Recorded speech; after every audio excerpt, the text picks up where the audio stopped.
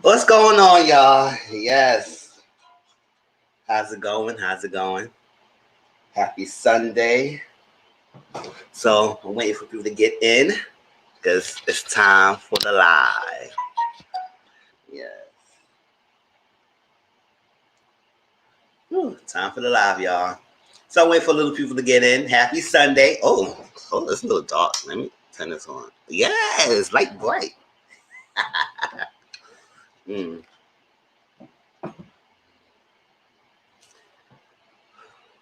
So what's going on, peoples? How's your Sunday? Hope it's very well. Ciao. Waiting for people to come on.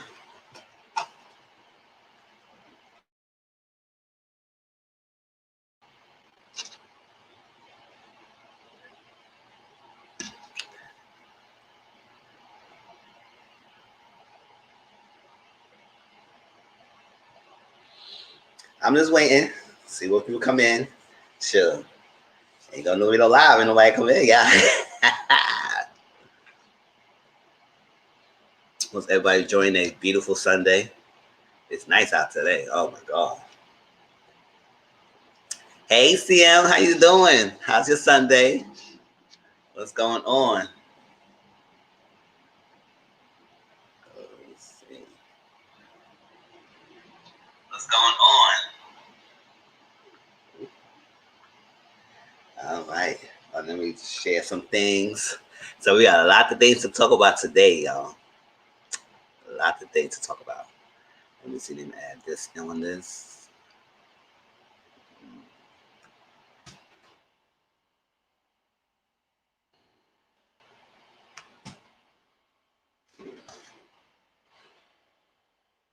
So that's my Madison Experience review. Hey Renee, what's going on? Hey Tracy, yes, no, I'm about to drop the link for you. Let me get everything together. I think, let's see, paste.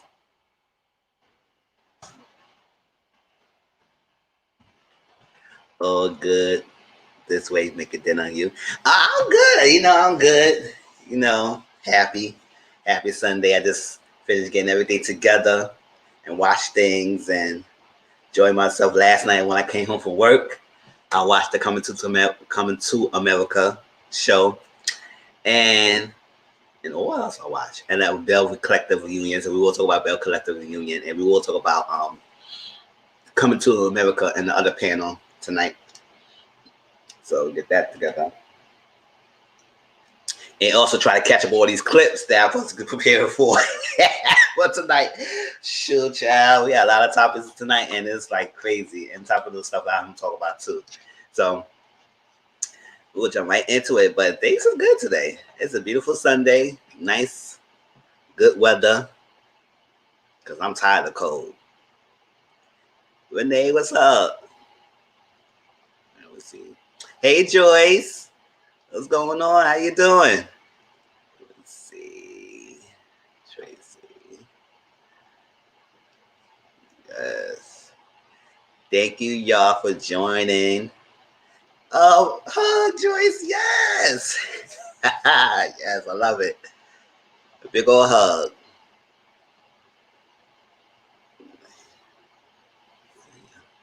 Yeah, so we get a little more people, but our topic, our lineup for tonight, y'all, is Belle Collective. Let me see. Tracy's coming in a little bit, y'all. She got to get herself together, but she's coming in. Let me see. Belle Collective was wild. Marta was wilder, and Chris. Oh, yes. Let me see. Good. Thanks. All right. So tonight we're going to talk about the T.S. Madison Experience. We're going to talk about if you've seen the show, our overall reaction to it, and what's talked about. We're going to talk about the Belle Collective Part 1 reunion. So, yes, we're going to talk about that.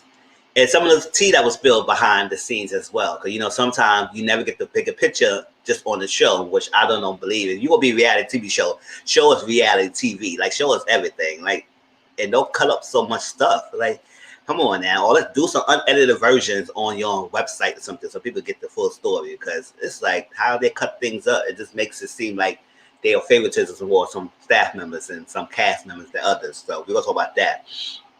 And we're gonna talk about Marriage First Sight, the last recent episode, because this time they talked to Dr. Vivian and get some insights to some stuff that was mentioned on the episode. And I'll tell you that now, a lot of these couples in this Marriage First Sight season, they get on my nerves. So they annoy me as hell. Yes, see, it's my mod. Yes, y'all. I think I might make some of y'all my mods too, sure, because y'all been in my recent videos couple lately. So if y'all got the mod thing, y'all will get it. Let me see. Here go Tracy, y'all. Hey. Hey. How you doing? So I figured, I was like, oh, I could just use my iPad because, you know, it's just been sitting over here because I normally just draw with it. And then it was like, oh, you need to update this. I was like, oh my gosh, seriously? So that's what I get. I bought it just to draw with, and that's kind of what I get because ain't downloaded, updated, nothing. I was like, oh, at least Apple nice, and it let me just, go through, like, how stuff like forces you to download, like forces you to update. Yes. I've been using it forever and didn't update it. And then it was like, no, to get StreamYard, you have to update it. I was like,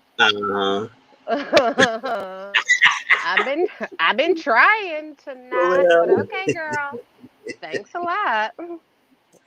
Tracy, Joyce, say hey. Hey. Yeah.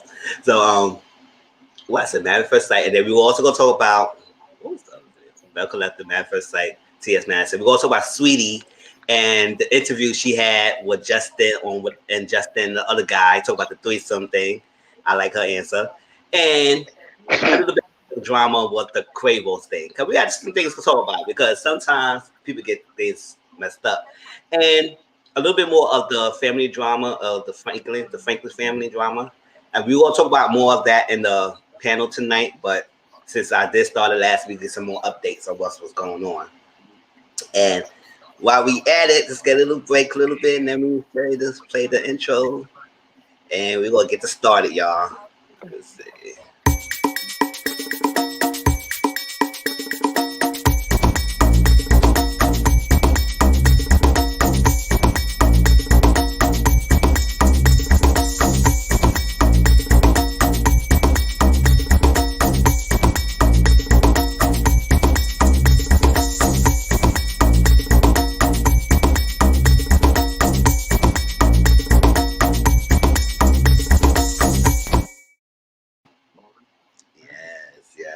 Yes. All right. So before we start I think T.S. Madison, because it ain't gonna be long with that one.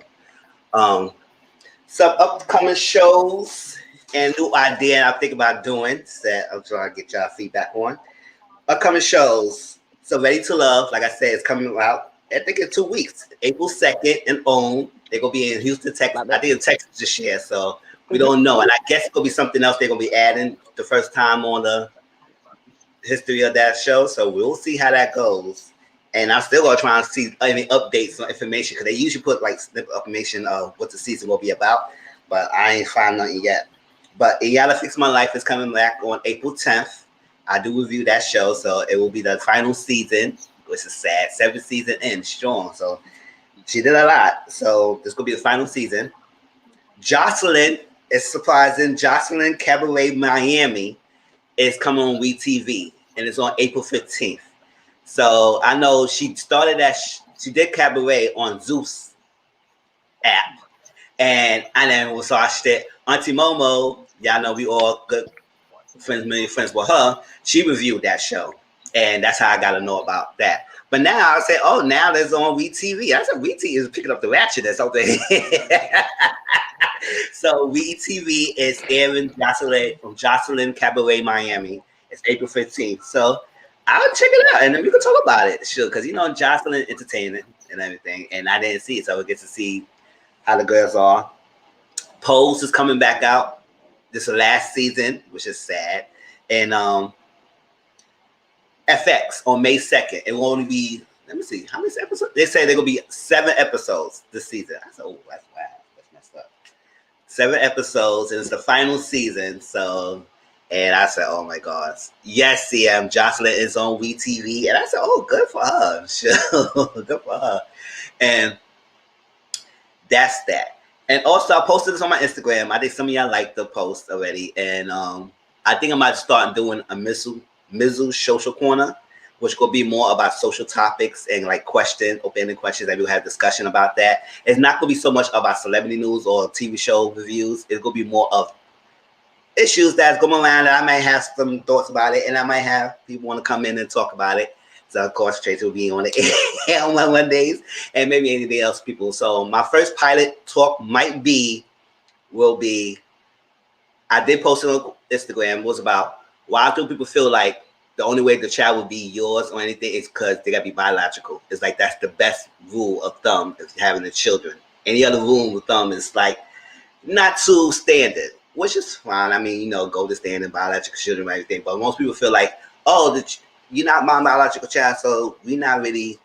It's not that great with us. We're not cool and all that stuff, and they may fake the funk. So I didn't feel like that's like if you're not biological with your child, then it's not really it's fake, basically.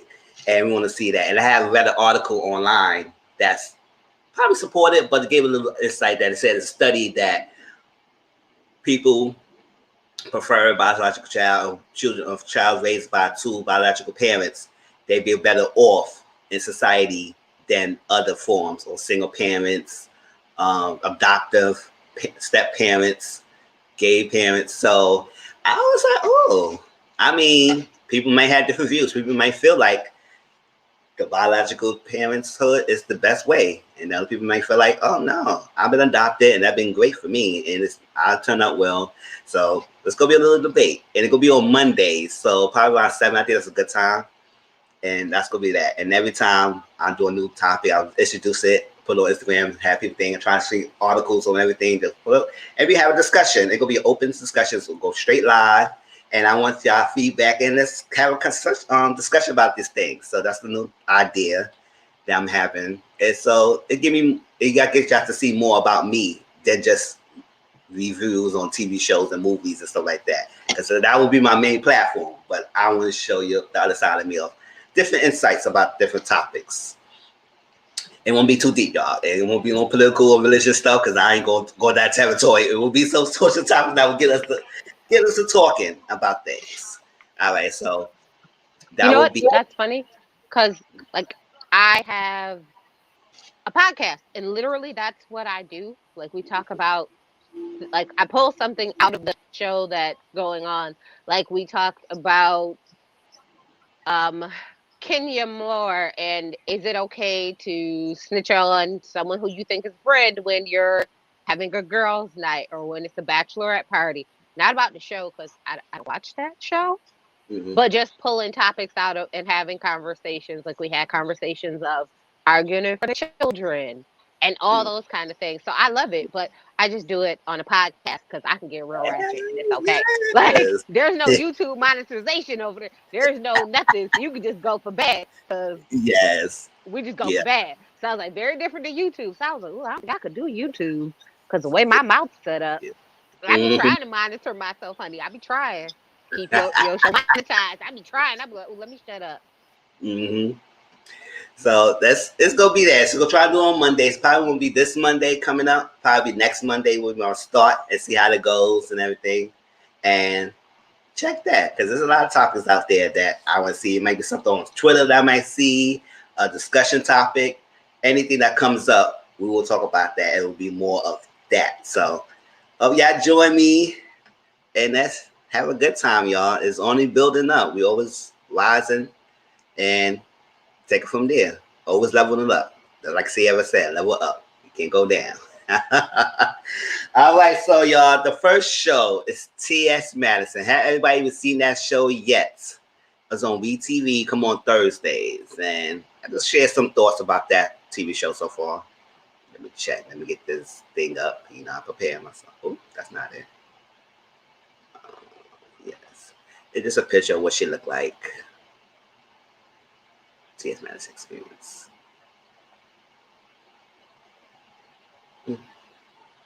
All right. Yeah, so T.S. Madison. So, transsexual Madison, and then, everybody knows Tiffany New York Pollard is. And this show, I'm enjoying it and everything, and it's nice. And her journey is she wants to be, her main goal is to have her own talk show. And, like Wendy Williams or all other people will talk show hosts, all that stuff like that. She want to be like that. And she want to make history to be the first trans to ever have her own platform in that realm. So it's like she wants that. But we know recently she's just doing her Supreme Court in her basement, and she does the Maddie Morris show. So those two she's making money off of, and she driving waves and everything. And she has a team, Oliver, who's on Chase Atlanta, and he's the guy with the glasses, hot top, and he's cool. He does the imagery and stuff like that you see of her background, like the intro stuff. She does all that. And then she has Craig, Chi, who just been there, and her mom, Miss Mary, and she has a business partner, Legua, who's I think her business manager, and that's it. That's her team, and she just working out. And it's right now they doing recording, doing production of COVID. So it's like it's affecting her business. So it just shows a lot of her things that it shuts down. Her numbers wasn't as much. She dropped subscribers. I said I don't think she would drop subscribers, but that's just showed on television that it was subscribers dropping. She wasn't making any content, and her team was dispersing because they had to have their own income, and she was stressing because COVID has messed up a lot because she couldn't do a lot of shows, or how COVID affected a lot of things. TV shows stopping, people, performances, entertainers got hit hard, so they had to find other ways to make income, and that's what some of them starting doing their OnlyFans.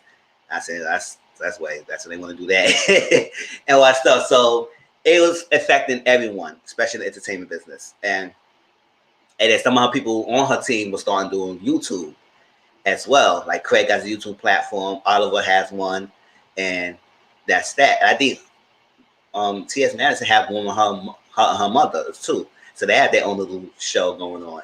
So I said, okay. And then another thing is the last thing I want to talk about because it was that much. It was Tiffany New York Pollard, and she get advice from Tiffany. And, it's so much how she's grown up being what she started. Because we all know Tiffany was the ratchet type of person. She was the HBIC, the queen of reality show. But she growing up and elevated. She still has her little essence, but it's not as much that we've seen as when we start watching her. And T.S. Madison always call her for advice, and she always give it. And she just say this is what it is, and this, that, like that, especially that clap back. Somebody made a whole video about T.S. Madison, and T.S. was like, hold up, I gotta clap back. I need to do this. I gotta windmill everybody. He just curse my name, saying I'm fake, I'm a fraud, and all that stuff like that. That's messed up.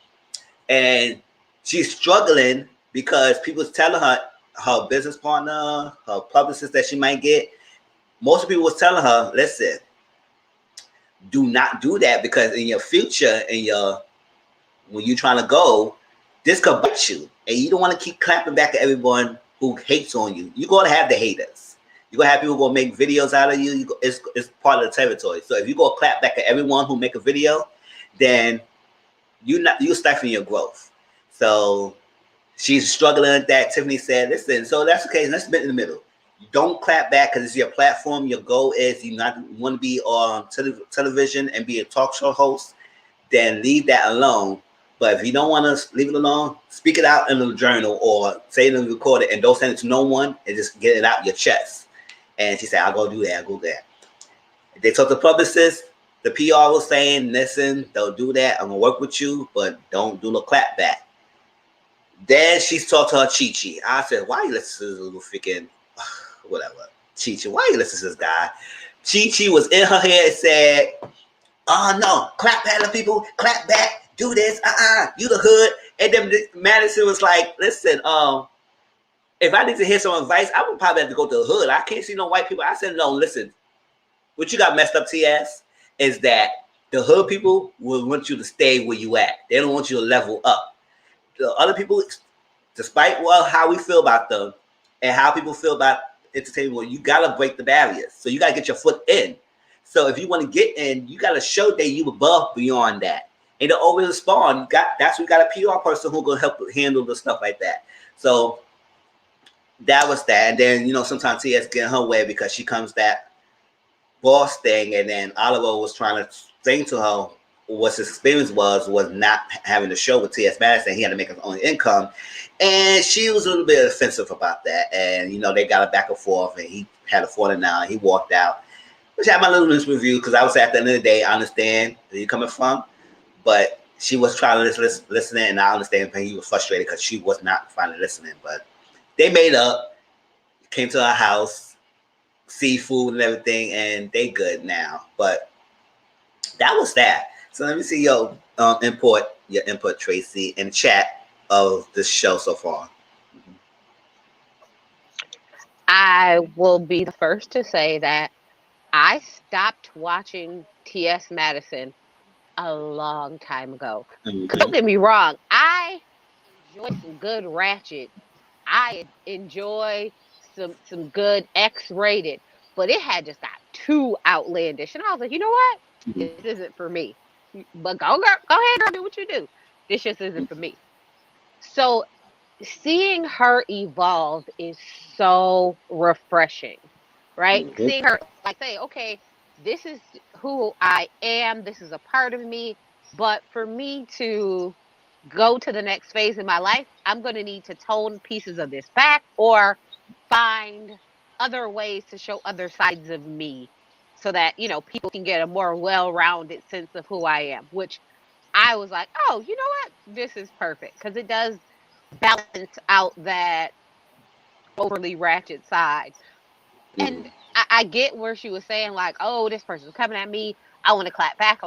This is what I know. Like, when we're in a fight, oh, we go at it. I need to be able to shoot mine too. But to have everyone around her telling her, don't do that. That is not for you. That is not. But then you always get that one ratchet. That be right there with the shits. Like, yes, what? Let's do up. Yes, you ready? We all have that one who is down for whatever and ready on go. Like, oh, this is what we're about to do? All right, come on, let's go.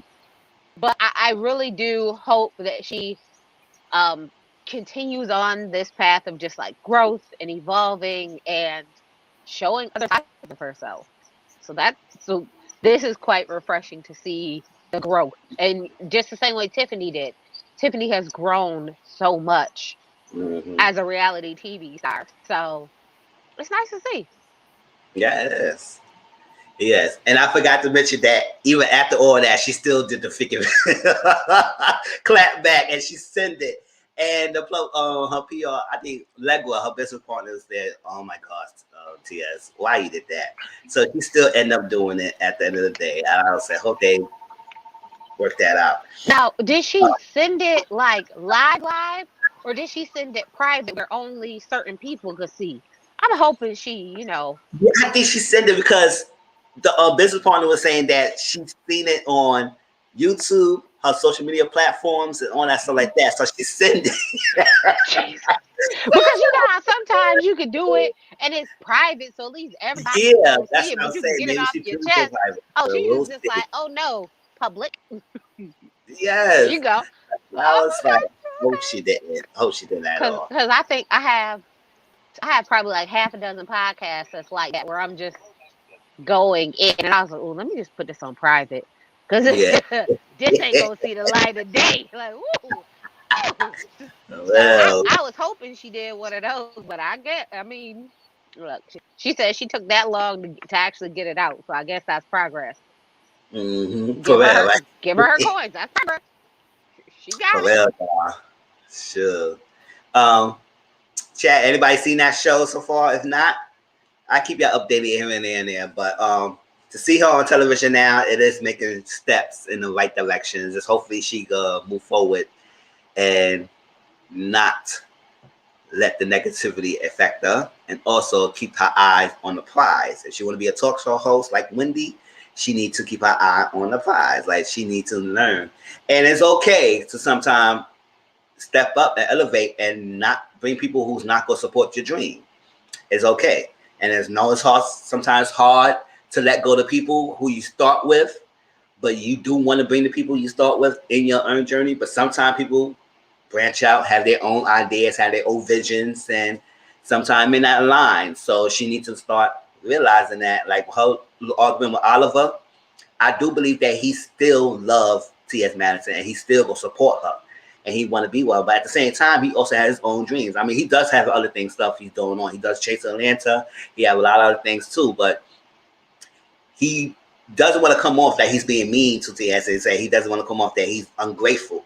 And I don't think it is ungrateful. Just that sometimes T.S. and Craig had to tell her, listen, you need to sometimes learn and listen to people because you get in your own head and you just like shut people down. And she had to sit down and realize that Craig was right and say, you know what? Yeah, he's right. I had to like relax and I don't want to shut the people out who had been supporting me. But sometimes you do got to realize if people's not being on your side and giving you negativity and not elevating you, you need to probably cut them loose. It might be hard, but that's part of business. Sometimes business, you got to make that hard decisions. And sometimes friendship could hindering your growth in business. And the person might hate you forever, but it is what it is. That's part of business. That's part of life. You know, people don't make CEOs to be bosses to have everyone as friends. They'll make enemies as well. So, but they still be respected and respectful. So hopefully she get that lesson learned and move forward and we'll see her journey. And hopefully, if it's not the talk show host that she dream of, which I hopefully she might get one, because she has a big personality to make it. At least something mainstream that she get off and she get a big deal out of it. All right, y'all. So if anything else about to add on T.S. Madison, we move on to Belle Collective. We'll move on to that. And then we talk about Marriage First Sight after that one. Let me see. CM said, Madison is too messy for me, but I also don't like daytime talk show hosts. I hear that, CM. You know, tell you the truth, I used to watch daytime talk show hosts growing up, but I don't watch daytime talk shows as much. I really don't as much. I don't watch Wendy. I catch her clips here and there, but I don't catch her as much. I don't listen to the Real, the talk, none of the View, none of that. Because when I wake up, I need to be in my zone and relax until I go to work. And I work most of the day, and I come home late at night. So I don't really listen to that. But I go on watching Jenny Craig. That's her name. Is it Jenny? Jenny Craig? No, not Jenny Craig. I know it's Ricky Lake. I know Jenny. Y'all know from a lot of things like Jerry Springer and Maury. I grew up watching a lot of those stuff. So I say, yeah, I used to watch it. But now, these days, no, I haven't been watching as much. But that's her dream. Hey, there's more about to it. I hope I say her name right. I don't know if that's her name, but it is what it is. It is. I was like, oh, sure. Sally, Jesse, Raphael, all the people. I understand. You know what I think? I think she puts me in the mind of. She puts me in the mind of if BET After Dark was a talk show, T.S. Madison would be perfect for it. Like she puts me in that mindset where it's like too raunchy for daytime, yes, but not quite HBO Cinemax. Like that right at like 2 a.m., 3 a.m. little time slot right there. That's where, you know, she got me at right there. Like in that little 2 a.m., 3 a.m. BT After Dark Uncut, that type of time slot for her talk show right there. That's where she would work perfectly. Yes, that's it. I do agree. That's it. Yeah, they corrected us. It's Jenny Jones. I was like, what the hell? I said Jenny Craig. We losing weight here. Jenny Jones. And when they said, Mizzle, you trying to lose? Oh, listen. I got. Listen, the 90s was so long ago.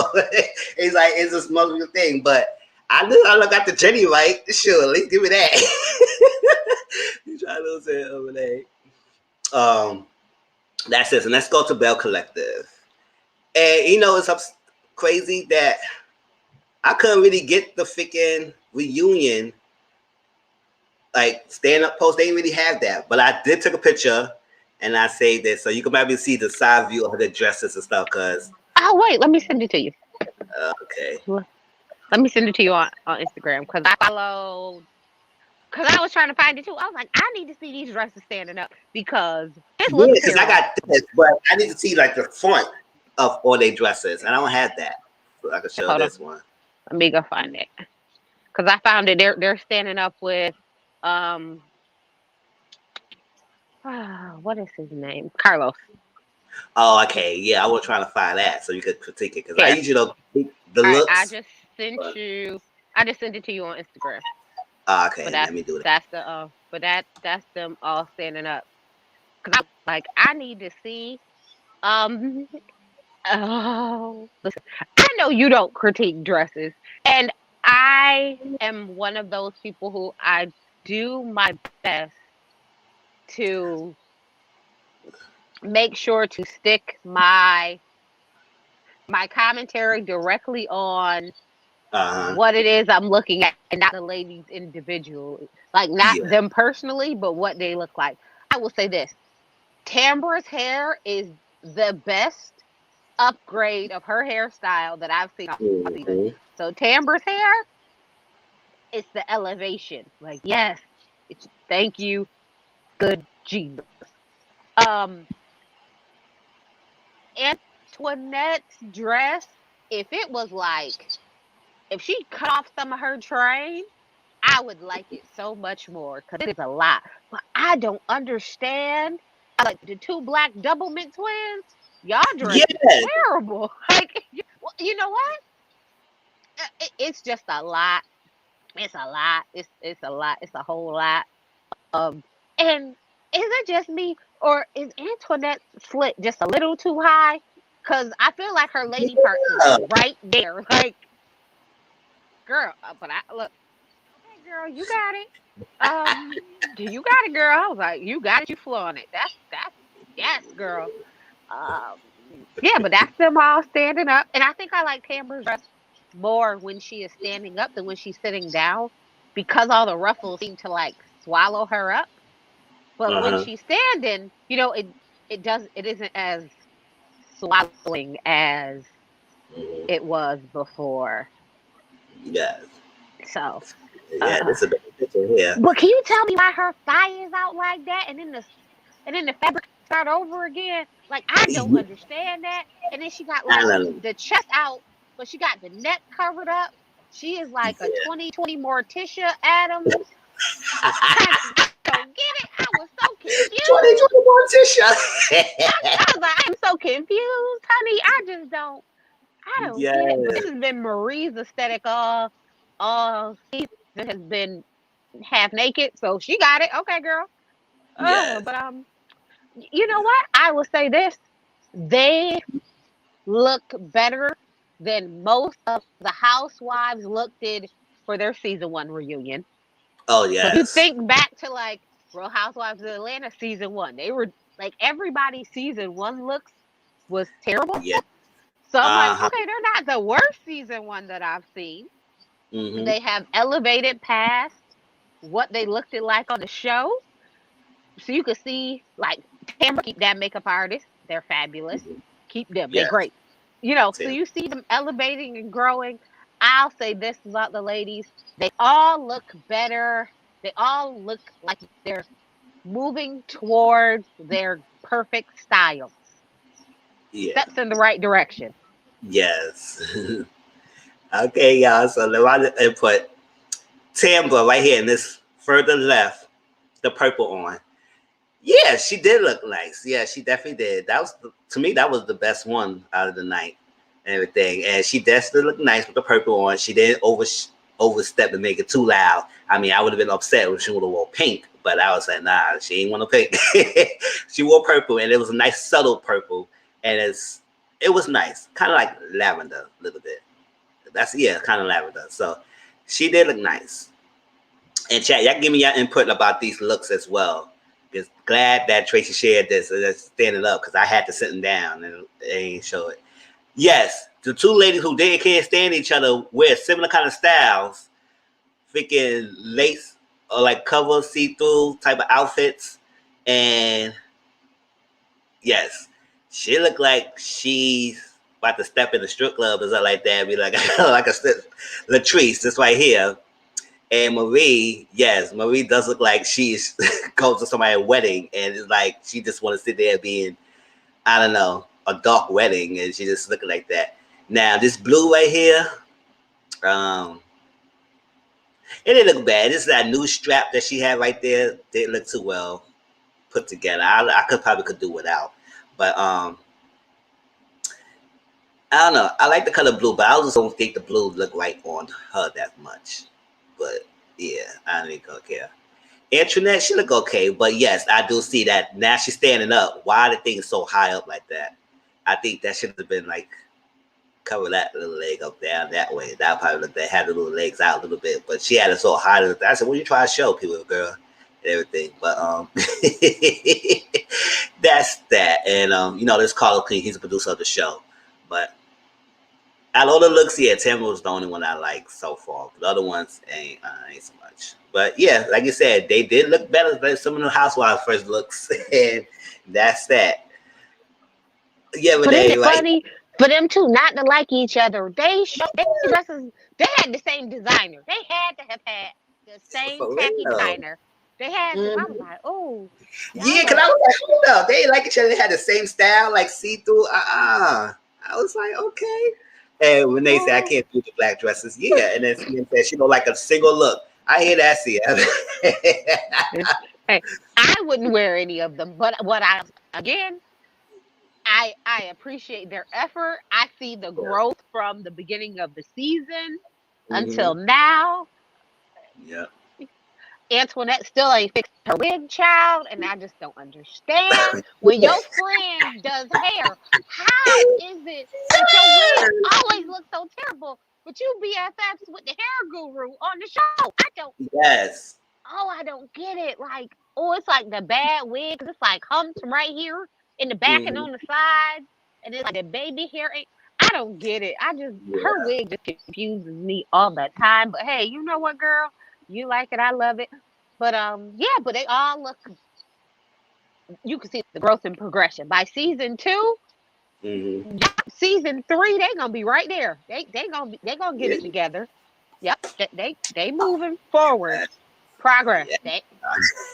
It is progress. Progress. So that let's jump right into some of what they talk about. I mean, okay, it wasn't much of this part 1, but we did get some major things that was spilled about this blogger, and I will share who this blogger is because he's making videos about it. So I guess he don't want to keep in the shadows anymore. So the first thing they talk about was Antoinette and her journey.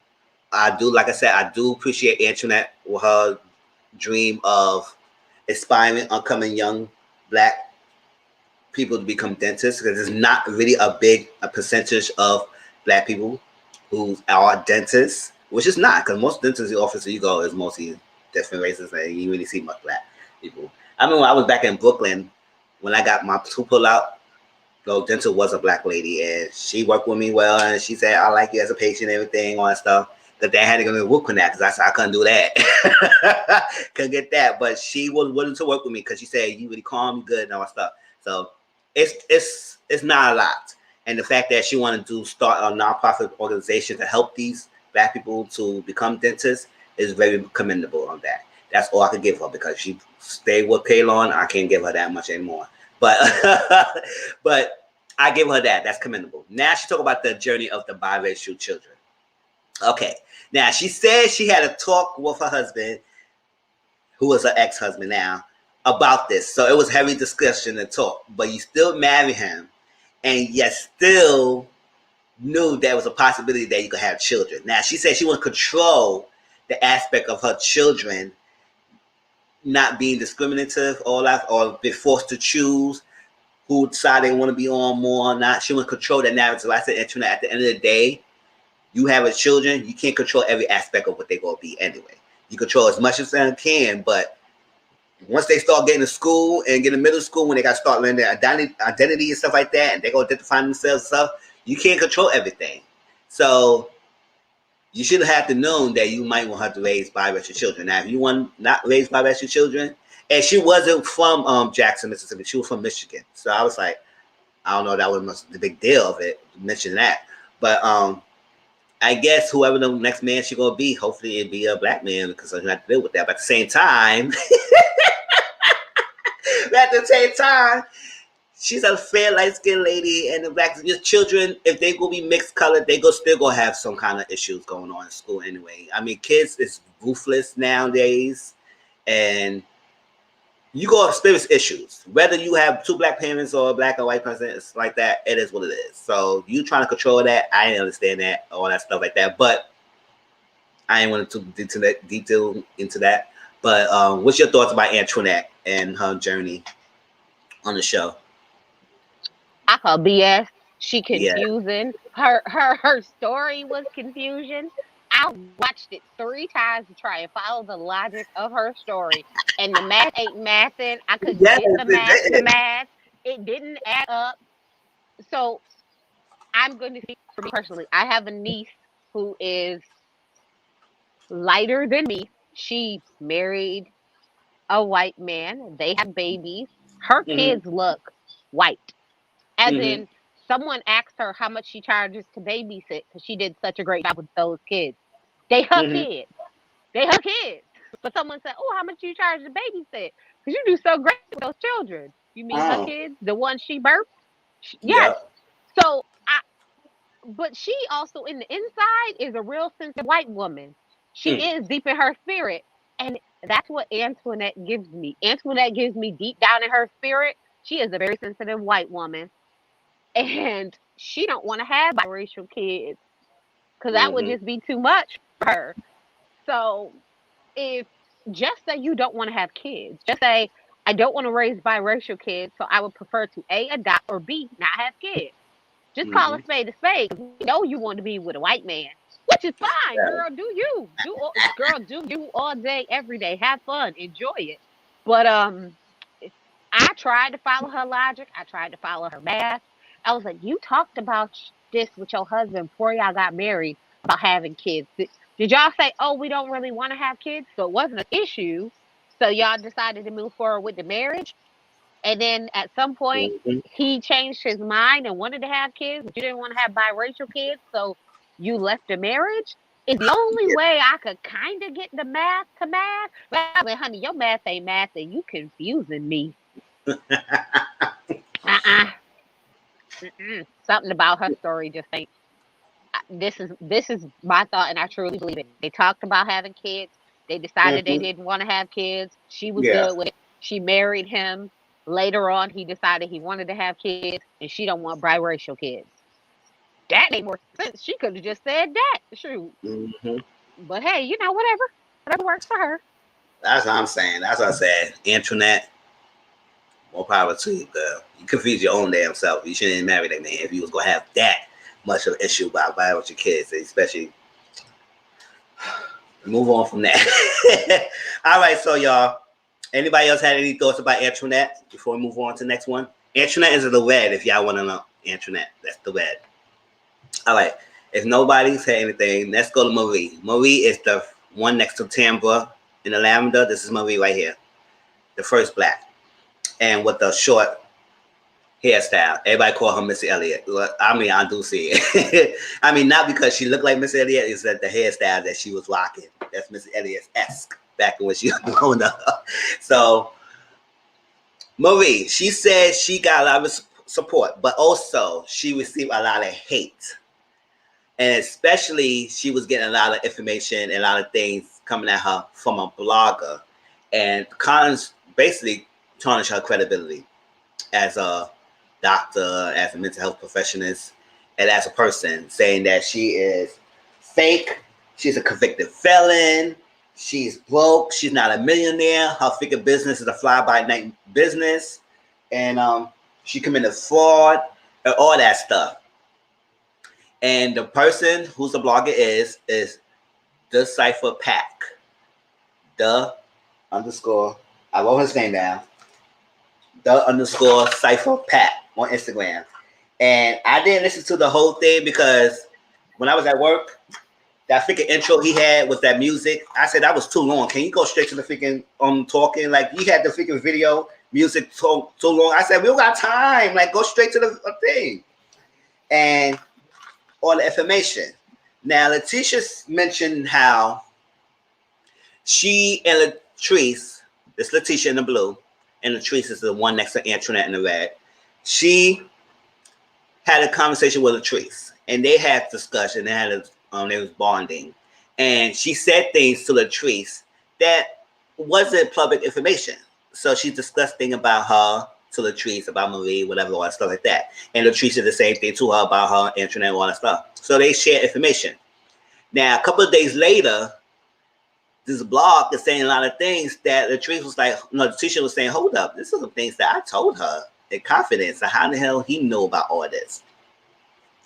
And so like that, Latrice straight up denied that she ever talked to the blogger. Straight up, so I didn't do this, I didn't do that. They didn't believe her. They first, Letitia said she believed her, but at the same time, when she come around and she said she had a recording that she had a three-way with Latrice and saying this is the person who was responsible for leaking this information out about Marie and her, Letitia herself, then it was like it made them think that it was Letitia. Now Letitia is not Letitia, Latrice. Latrice is crying. She said, I would never do that. I would never turn on a black woman and all that stuff. Okay. Now, the person, I'm going to jump ahead because I ain't going to make y'all wait long. The person who actually went to the blogger was Kaylin. We call her Kaylon. That's going to be her name for me. Kaylon. And she went to the blogger. Now, if she didn't really know, and I guess some tea was that she was supposed to be part of the show, but I don't really care. But other than that, she went to the blogger and spilled all the business to Marie. Now, why would she do that? If she, I remember in the season, Marie and Kaylon had a disagreement or argument, whatever, because Marie told her to shut up and we don't want to see you and hear from you about your little freaking stuff like that and about Letitia brunch. And she didn't like that, told Marie to come here. And she said, come here. It's not no slavery. It's not, I ain't doing that. All that stuff. So they was going back and forth. Now, Kaylon's cool with Antoinette. And Kaylon is cool with Latrice. So if Latrice didn't go to the blogger, who got the information? Now, I do believe, and I think Tracy mentioned it, and she told me that she think, and I do agree with that logic. If it wasn't Latrice, and she didn't go, because the blogger said Latrice didn't tell him directly. Doesn't matter. She still involved. Even though she didn't tell you directly, she's still involved. She probably told someone who told Kaylon. And then Kaylon took upon herself to go to you because they didn't like Marie. So I believe Latrice and Tracy believe that, and she told me, and I believe so. Latrice told Antoinette, and Antoinette told Kaylon, and Kaylon, I don't like Marie. We had this disagreement. My friends don't like her. I'm going to tell the bloggers about Marie. Because it's really strange that the blogger only tackled Marie. And they said something about Letitia, but I ain't see the whole interview. So maybe Tracy would tell me if she listen to his old interview, because it was long, 50-something minutes. And he went too long with the intro.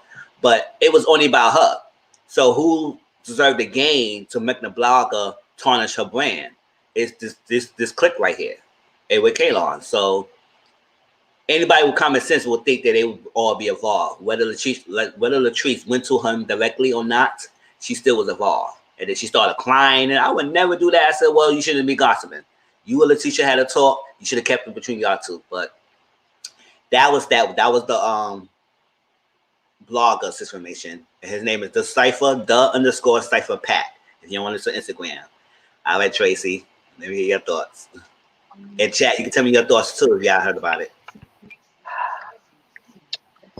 Okay, so the blogger didn't say anything that was, well, no, let me say this better. The blogger didn't say anything about Letitia that I felt was so so far-fetched that's not believable. He literally said she ain't got no job. That house, they rent that house for the taping of the show. That's not her real house. Okay. And that, that whole brunch thing ain't really a big thing. Which made sense to me because I honestly thought, in a way, Glenn made it sound like, what do you mean you're not going to be able to be available to me? Like, the brunch thing was just a hobby for her. She Okay. would throw him once a month when he was gone, because he was gone 28 days. You can get a good party planned in 28 days. You ain't got nothing else to do. You throw the event and then you take 2 weeks off. I mean, it made perfect sense. It gave her something to do while he was gone. And for the show, she's now making it seem like it's this big business, which to him, he was just saying, it's not. You're not this, you're not that. So, yeah, what he said was believable, like what he said about her was believable. Now,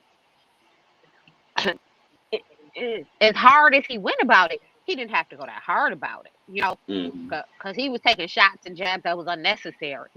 Yeah. But the crux of what he was trying to say, it makes sense. And when she was explaining it, I was like, I could see that this is a hobby turned business. Yeah.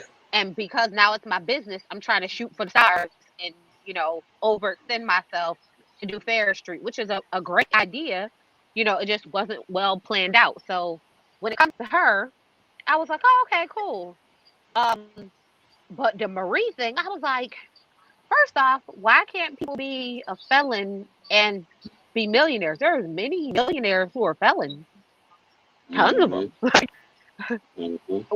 She's not a mental health. You're right. She's not a mental health professional. She got a business that she runs.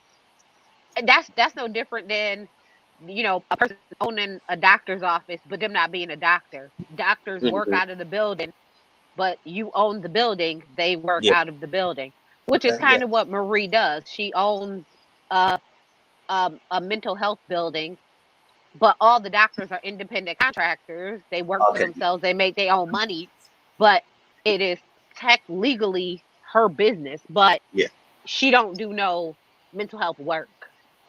Stuff like that, where it's like, so by the name alone, it makes her sound like she's so much more important than she really is. But I guess she is kind of, So it is one of those things where, but he went in about her house. She didn't own it. Her brother bought it. She really have a house in the ghetto. Her husband, they really together.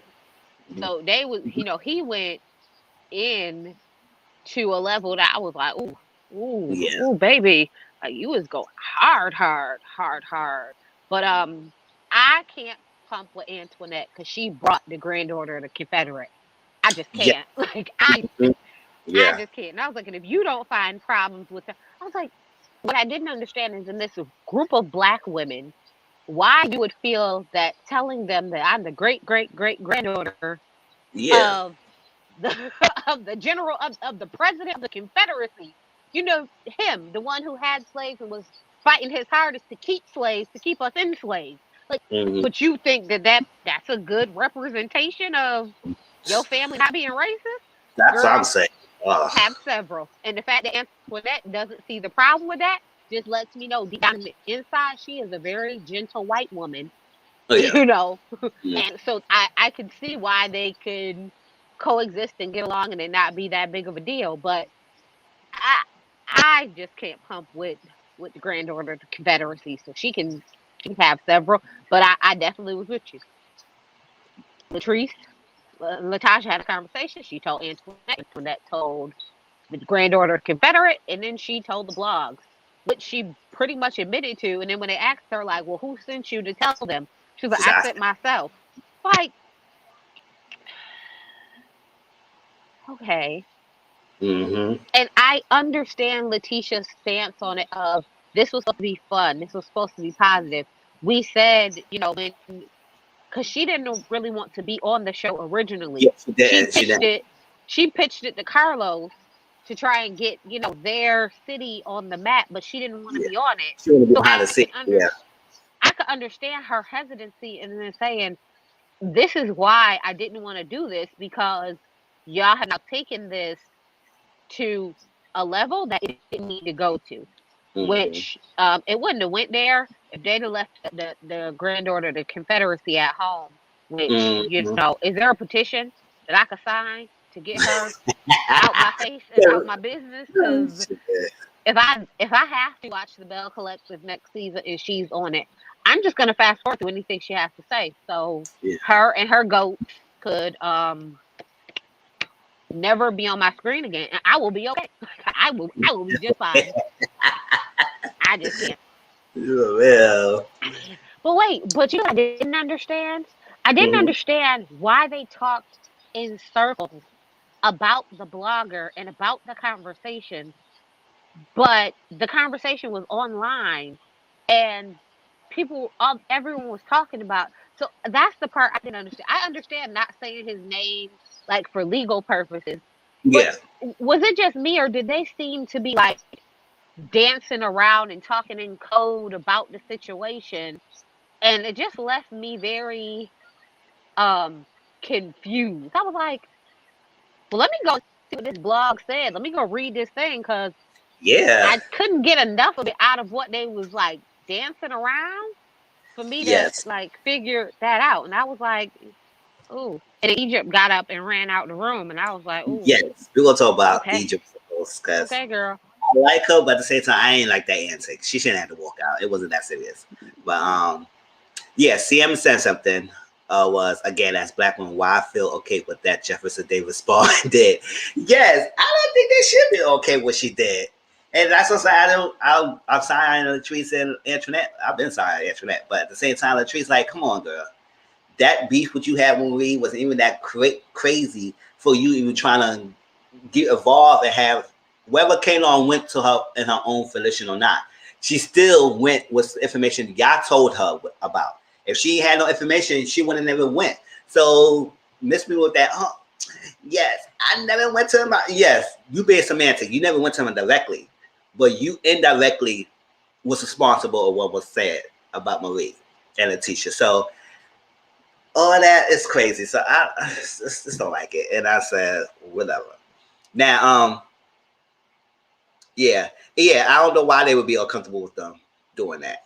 Like these two books, I don't care. But these girls, I don't think Tamara ain't saying much anyway. She just talked about her little piece. We'll talk about her in a minute. But I wouldn't like that either. And I would be giving that girl a side eye. She would be uncomfortable every time she came in that camera. I said, who this chick? They was like, I'm not trying to be funny, but I wonder if they knew who he was when they were sitting down talking.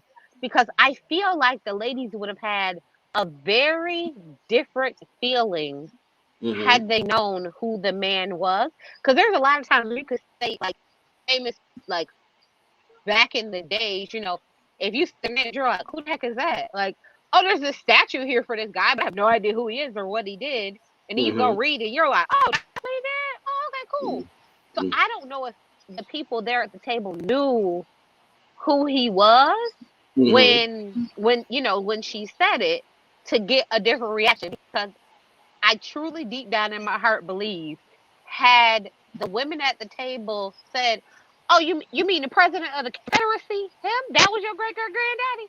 It would have been a very different ending to that meeting or ending to that brunch had everyone else been on the same spot. Because I don't see a group of black women, you telling them, oh, your great-great-granddaddy tried to keep us enslaved, and being like, okay, girl, yeah, let's check on you and see how you feeling. I don't see that happening. I just don't. I don't see that either. Tracy, at the moment, say, hey. All right. So like that. Yes.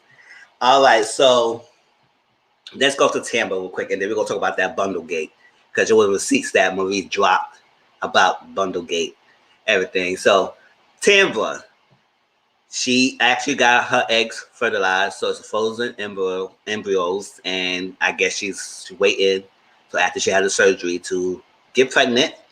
And the person she with, Damon, is they together and they see the good place, good pace right now. And they asked her, okay, so what is the future? Are you going to get married and everything? She said she was ready back then to get married. Now, I don't believe that. I really don't know. Maybe she was. I don't know. Maybe she was. but at the same time, like, you don't seem too enthused about the marriage aspect when I'm seeing you talking about it. She just said, it's something that happened. If it's going to happen, it's going to happen. And I'm open to it because that guy you've been with for 16 years, which I granted, yeah, 16 years for that long time and not be married. I could understand. But at the same time, when we found your journey, it seemed like you were more interested in your career than doing the family and being married and all that stuff like that. Because you really wanted to be married and all that stuff, you would have got married. And it seemed like he was waiting for you. So what was the issue? It's like, so I go, maybe it was him. I don't know. Maybe he didn't want to start the thing. But it seemed like he was really into Timber to start that journey. But it seemed like she was pushing back more. But I ain't gonna put 100% blame on her. It could be both parties that was hesitant because you don't know how to walk. But to me, she was more focused on her career and not having children. And that's the thing. Because, you know, if you can be married with the person, he gonna want to have children with you. So it's like, is you gonna be on board or not? But now that she's in her journey and she want to be a primetime entertainment correspondent,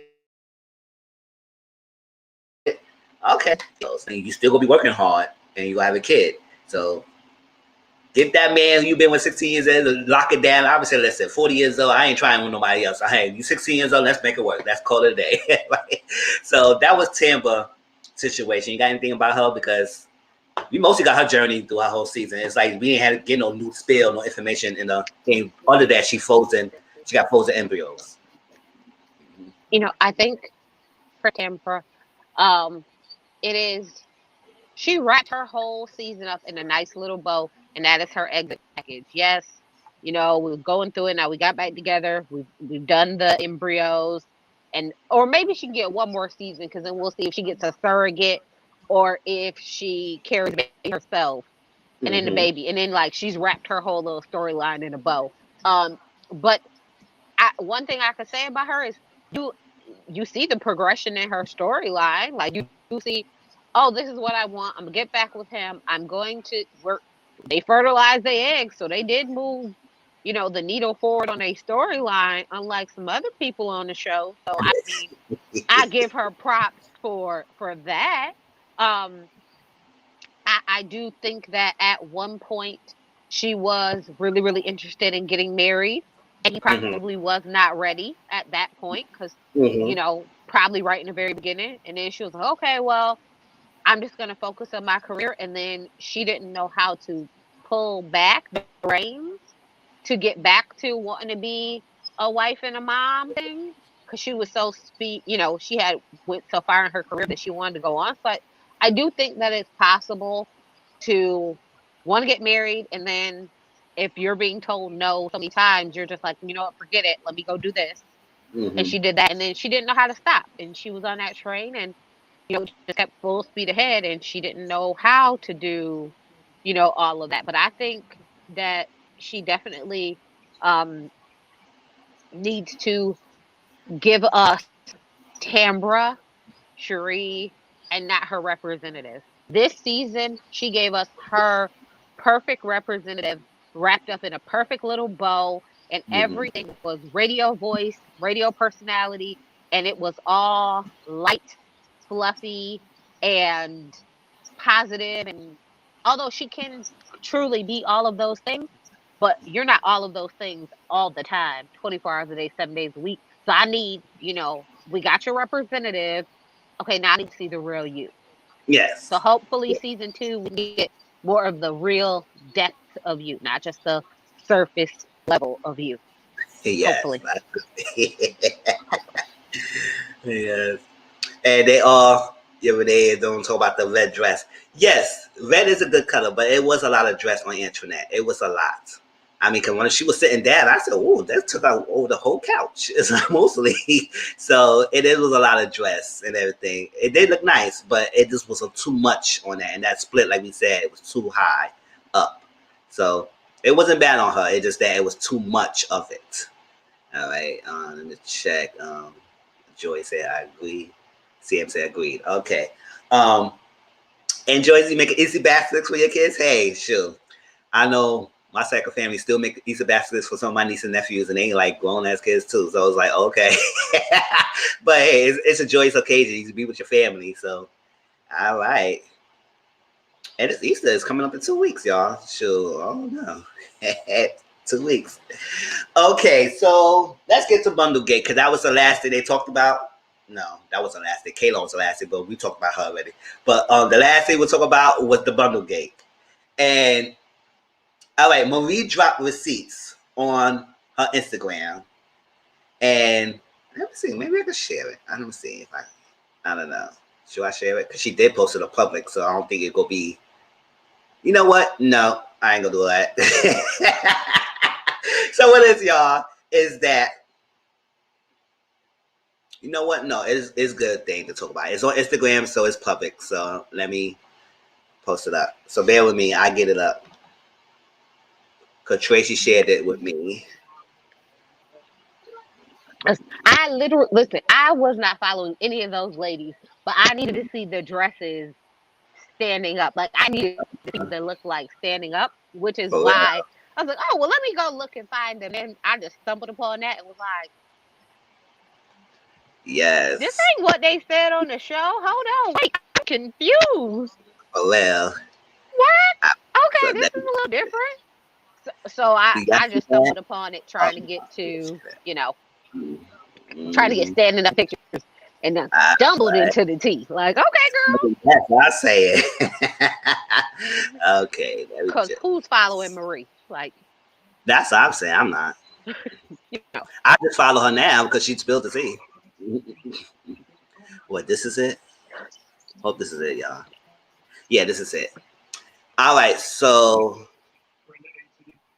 bear with me. Like I said, it's on Instagram, so it's not like it's going to be flagged down. So I will cut it off, but it's not.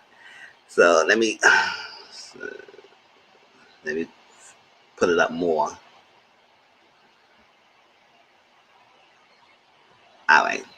Now, people were saying that it's all fake. She doctored the thing. I don't think it's doctored anything. It is what it is. She had to put the names on it because you got to know who was talking. Because in the freaking text messages, y'all don't know who you're talking to. Like, it's color coded. So you need to know who is the one who's talking. If this is you talking, this is this person talking, who is this having a conversation? So Marie dropped receipts last night about the Bundle Gate. Now, on the show reunion, the Bundle Gate is that Marie mentioned that when she got there, they was talking about her hair. Now, so she said, since they was talking about her hair, it was the right thing to address it. So she said she came with the hair, and she was like, "It is your product." Because what it is, it's the bullshit bullish. It's like, it's your product. She said, "Well, clearly you didn't come to my store because that's not my hair."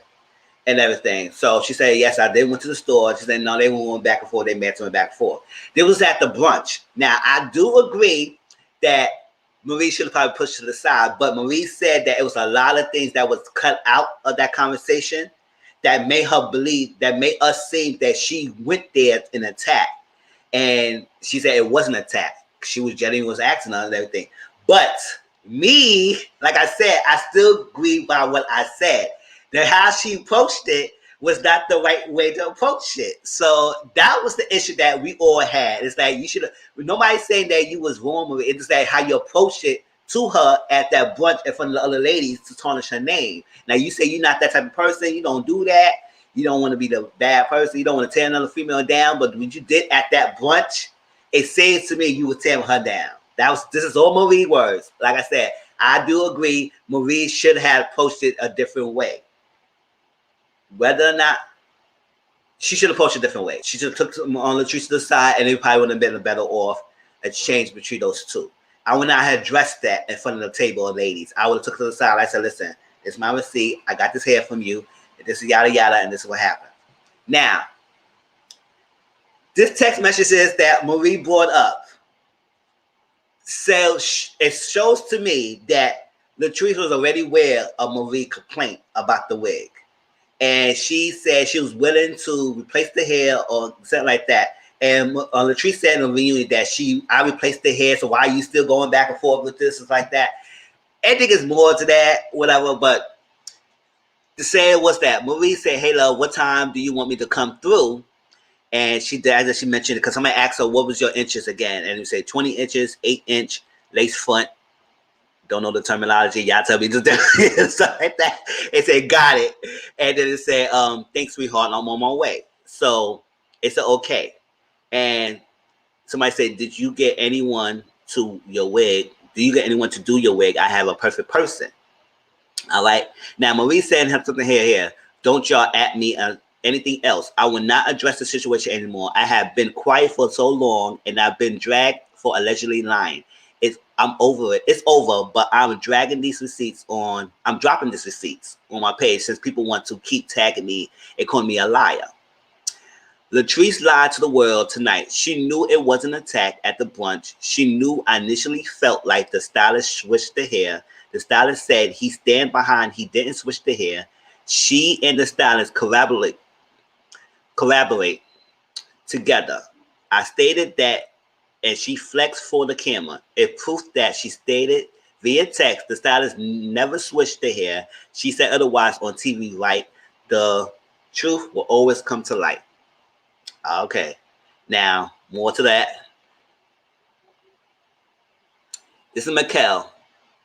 Basically, he's saying he had a feeling you felt like I switched the hair and I had the reason to take the hair for anyone. If Latrice told you that that's not her textured hair, then I would tell her to her face that it is the hair you had was a goddess wave, which means the wave would not permanently stay in the hair after one shampoo.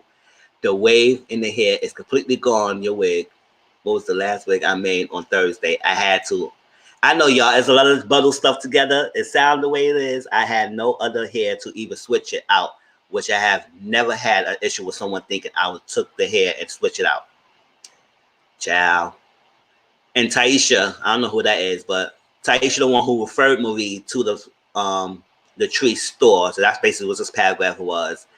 And the tree said, "Hey girl, that's awful. I felt so bad. I will replace the hair. It's no problem. I really don't know if it has been switched. I never had heard of him switching the hair, so it's maybe just one of those things." And Marie said, "Oh, no, I did." Taisha say thank you. And Mikkel said, "I will talk to Latrice myself because I know what that I did, not switch her hair. I would never do anything like that to anyone in all my years of doing hair. I would never have anyone to say I stole their hair. I personally Latrice myself." She said, "I'll make sure you get taken care of." That was that. So, with all that different receipts dropped that she said, and she said she got more to drop after the part 2. So we'll see. So the Latrice knew about that before the brunch that Marie really complained about it, and she act brand new when the camera came turned on, or this was after the fact. So I don't know. But it seemed like, based on the text message, it was before the fact. And the brunch was after this text message was exchanged. And she agreed that she will place the hair. But she was saying, oh, this is probably one of those things that happened. But y'all explained to me what the hair. He said it will just not be the hair after you wash it. So that she washed the hair and it came like that. That's what basically they're saying. But y'all let me know because I don't. Tracy, chat, tell me, school me on this and tell me your thoughts about Bundlegate. Okay, so for what the stylist was saying is that the way her hair is done, it is naturally straight hair, but when they package it to sell, they put a wave to it. So that wave is not the permanent state of the hair. So it'll just stay in that wave as long as it's not washed. As soon as you wash it, it goes back to being the straight hair that it naturally was. So it's just like if you curl your hair and then you wash it, your curls just fall out. It's basically what he was saying is you wash it, it goes away. Which also could mean that he gave her the wig. The wig was the hair. And then she washed it, or somebody washed it, or it got wet, period. And so now there's no wave to it. It's no stop. It's not there. And she got 3 bundles and a frontal, which is, depending on the type of hair she has, her bundles could be small. So 3 could not be a lot of hair. Yeah. And then therefore that would also equal to why it's so small. Or she could Mhm. have 3 full bundles and then, it would have been fine. But I think Yeah. there is a lot of small things that could play into why it kind of happens the way it is or it looks the way it does. But Hmm. I think what took me out is when Marie said, because I do cosmetology, so I can make the hair do what it do. I was like, you do cosmetology? Now I'm a cosmetologist. Now I went to cosmetology school. Yeah, I I do do cosmetology. cosmetology, I so do I can make it do what cosmetology. it do. Yes. I was like, oh, where Medea at? Where is Medea? Because I didn't know. Yeah. I was like, but here's my thought on Bundlegate. My thought on Bundlegate is someone from Latrice's team was like, hey, ladies, we're all going to be on this show. I'll give you guys some goddess hair to promote on the show because this is my business, and the Yeah. more free advertisement or free publicity that you can get, the better. So I Yeah. think the thought initially was, oh, it's a PR move. Let's send you guys some free hair. Oh, now that you have this hair, here's this great wig person to make you a wig out of my hair. Because if you see, pretty much all the ladies at the brunch had her hair. Antoinette had her hair on. She always wears her hair. So I think for her, it was a publicity move to have everyone wearing her hair and hook them up with this person to make the wig. Now, I think either I don't know if something that happened between Latrice and Marie beforehand, and she told them, "Oh, now go ahead and wet that wig, wet that hair. Don't care about her." Or if she got it wet or something happened, and then the hair didn't perform. I don't know. Also because she in cosmetology, she can make the hair do what it do. He got You know that she could have also probably made it do what it do wrong, which also could have a lot to do with it. If you over put too many products in virgin hair, if hmm there's certain things that you could do to the hair to weigh it down so it won't move, it won't do those things because you don't know what Yeah. you're doing. And if you keep a short pixie cut, short finger waves, you used to just gelling and spritzing your hair down and calling it a hmm day, girl. And you can't do that with that type of wig, honey. So I think that there's more layers to it, but I think it was a publicity. It was like a PR thing for her business, and she wanted all the ladies to wear her hair to show how great it is. And Marie said, "Oh, I got a trick for y'all. I'm about to be a hater." And I put, gel and spritz in it and tried to curl it, and it didn't work. So I'm gonna talk trash about your business. But I do find it funny that it's like, well, Latrice did hook Marie up with the person that made the wig. The text message showed that. So she's like, oh, I don't know who did it. And I'm like, if the person made your wig, that means they would have pulled the tags off of your wig. Like if you'd have pulled the tags off of the hair when you hmm made the hair to make the wig. So you would know that this was her hair because Yes. you took the tags off of it when you made the wig. So that's like I come to you and say, hey, I got these True Religion jeans. Here you go. And then you look at the tag and you look and it says Nautica, like Nautica, True. Them ain't the same. What the hell? Baby. Exactly. Like they ain't the same at all. Like not even close. So I'm like, something about this is I hmm don't know if she went to the wig guy. She had a nasty attitude, and he was like, "Oh, I got something for you." I don't know what it Open up. was, cause she don't seem to be the nicest person. So I mean, you do it, do baby, cause you a cosmetology. Cosmetology, yes. I do cosmetology. I said, okay, you could have kept that information and stuff would make her look bad, but you say you cosmetology. All right. Hey, Sinner, what's going on? How you doing?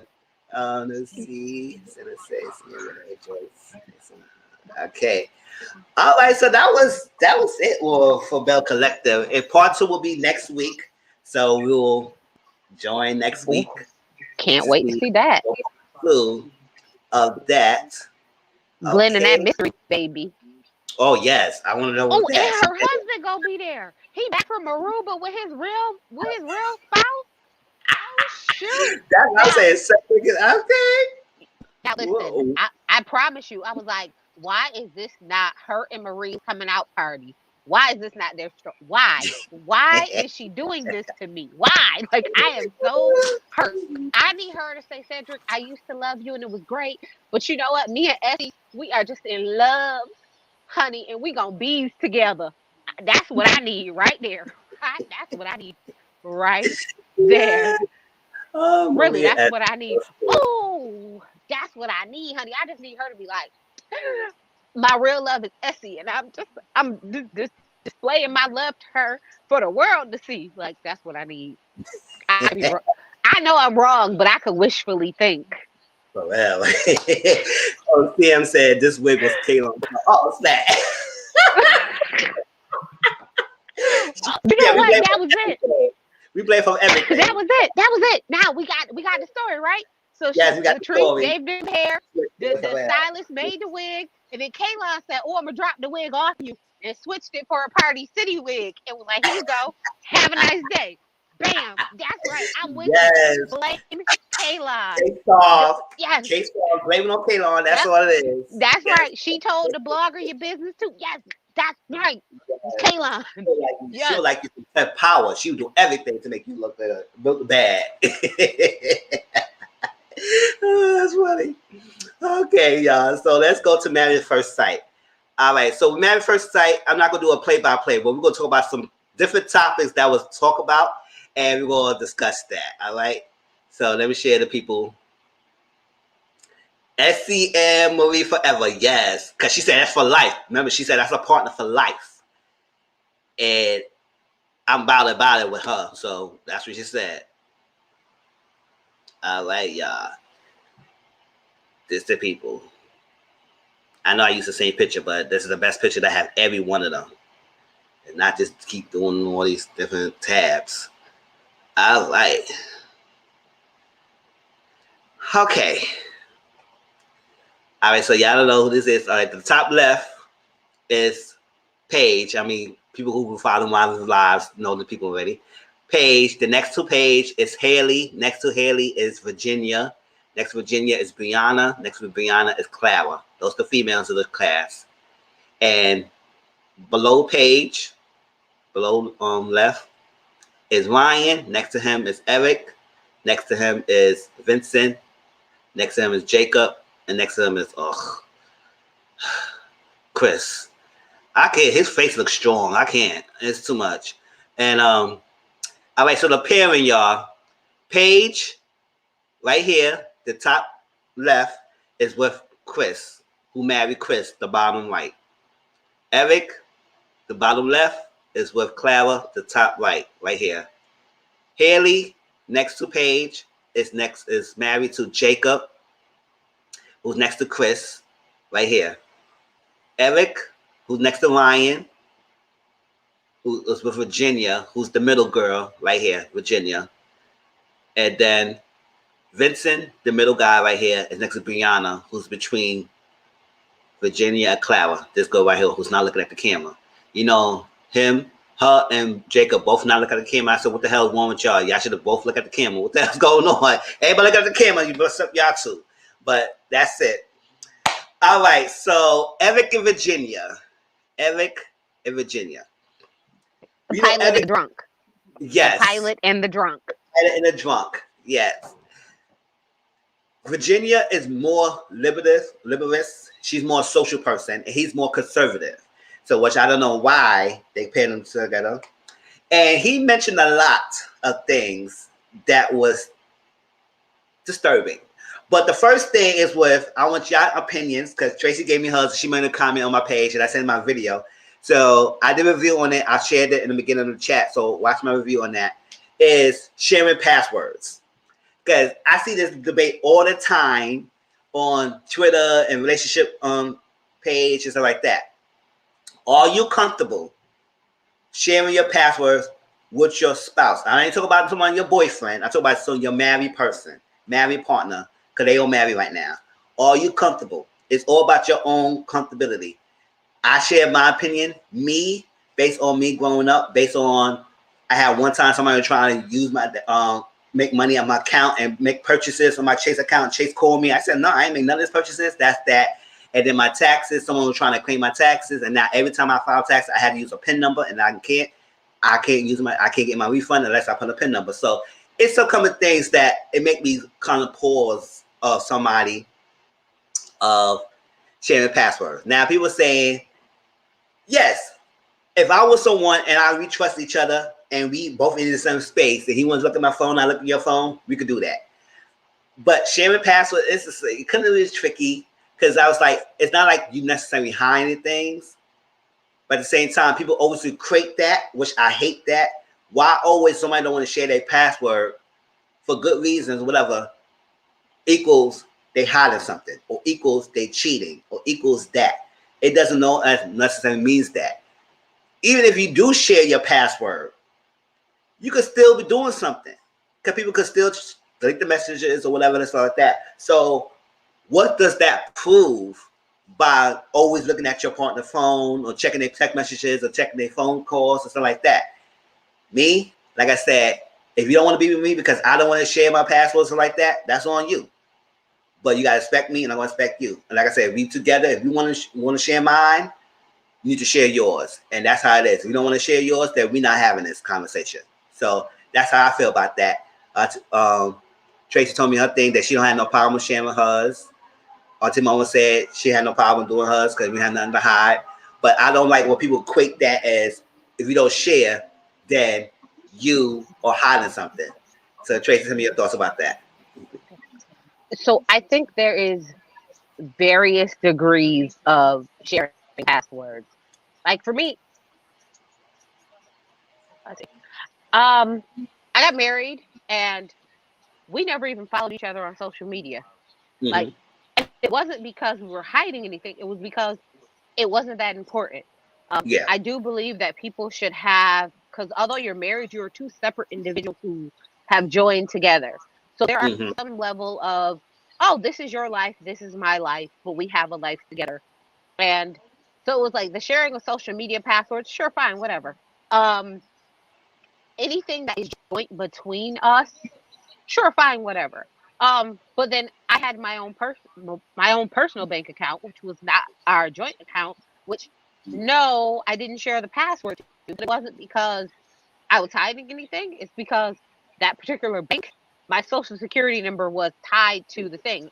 And I mean, technically it doesn't make much sense because we filed joint taxes. Not like he didn't have a social anyway, but it was just one of those things that, you know, like your social security number, like those things you always try and keep as close to the best as you possibly can.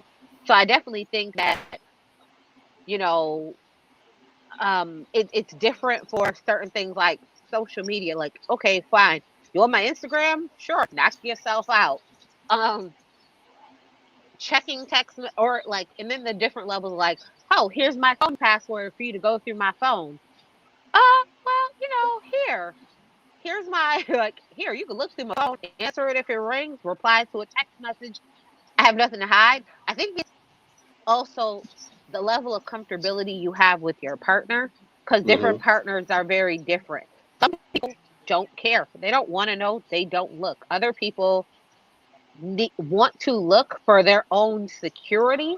So I do think it's something that you need to look at with your partner, discuss with your partner first. Because where I never looked at his phone, he was like, let me see your phone. I was like, here. And I would unlock it and just toss it over. And a lot of times it was because he didn't want to get off whatever game he was doing, but he would call or text somebody. But, you know, it would interrupt what he was doing on his phone. I was like, the devil.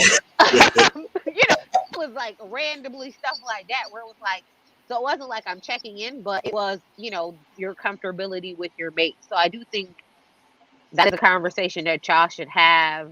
And then if you know that it triggers insecurity in that person, making some sort of compromise. Because like for you, you're like, I don't want to do this, not because I don't trust you, but because I've been burned in the past by someone using my social and using my information, that it makes you much more guarded with your passwords. And your spouse should be understanding of that.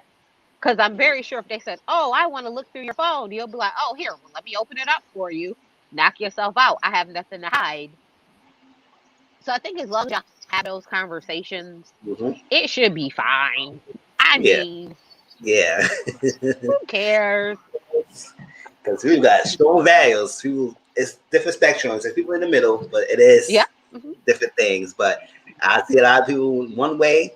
So, oh no, you hiding something. You can't. Yeah. The other people say, nah, I'm not sharing mine. You don't want to be with me? That's fine. Cena said, I'm not sharing mine, but I'm not married. Maybe I would if I was. I don't find anyone on social never wanted to go through a man's phone. I hear that. Sure, what's the point? So like that. And even if you're not married, someone you've been with for a long time, it's like sometimes like that's a little tricky. Same with us, Tracy. We don't follow each other's social media. I mean, yeah, you gotta have some privacy to yourself. Like, it doesn't mean you're gonna be out there doing something that you don't want your spouse to not agree with. The way that's the way it should be, Senna. I agree. Yes. Yeah.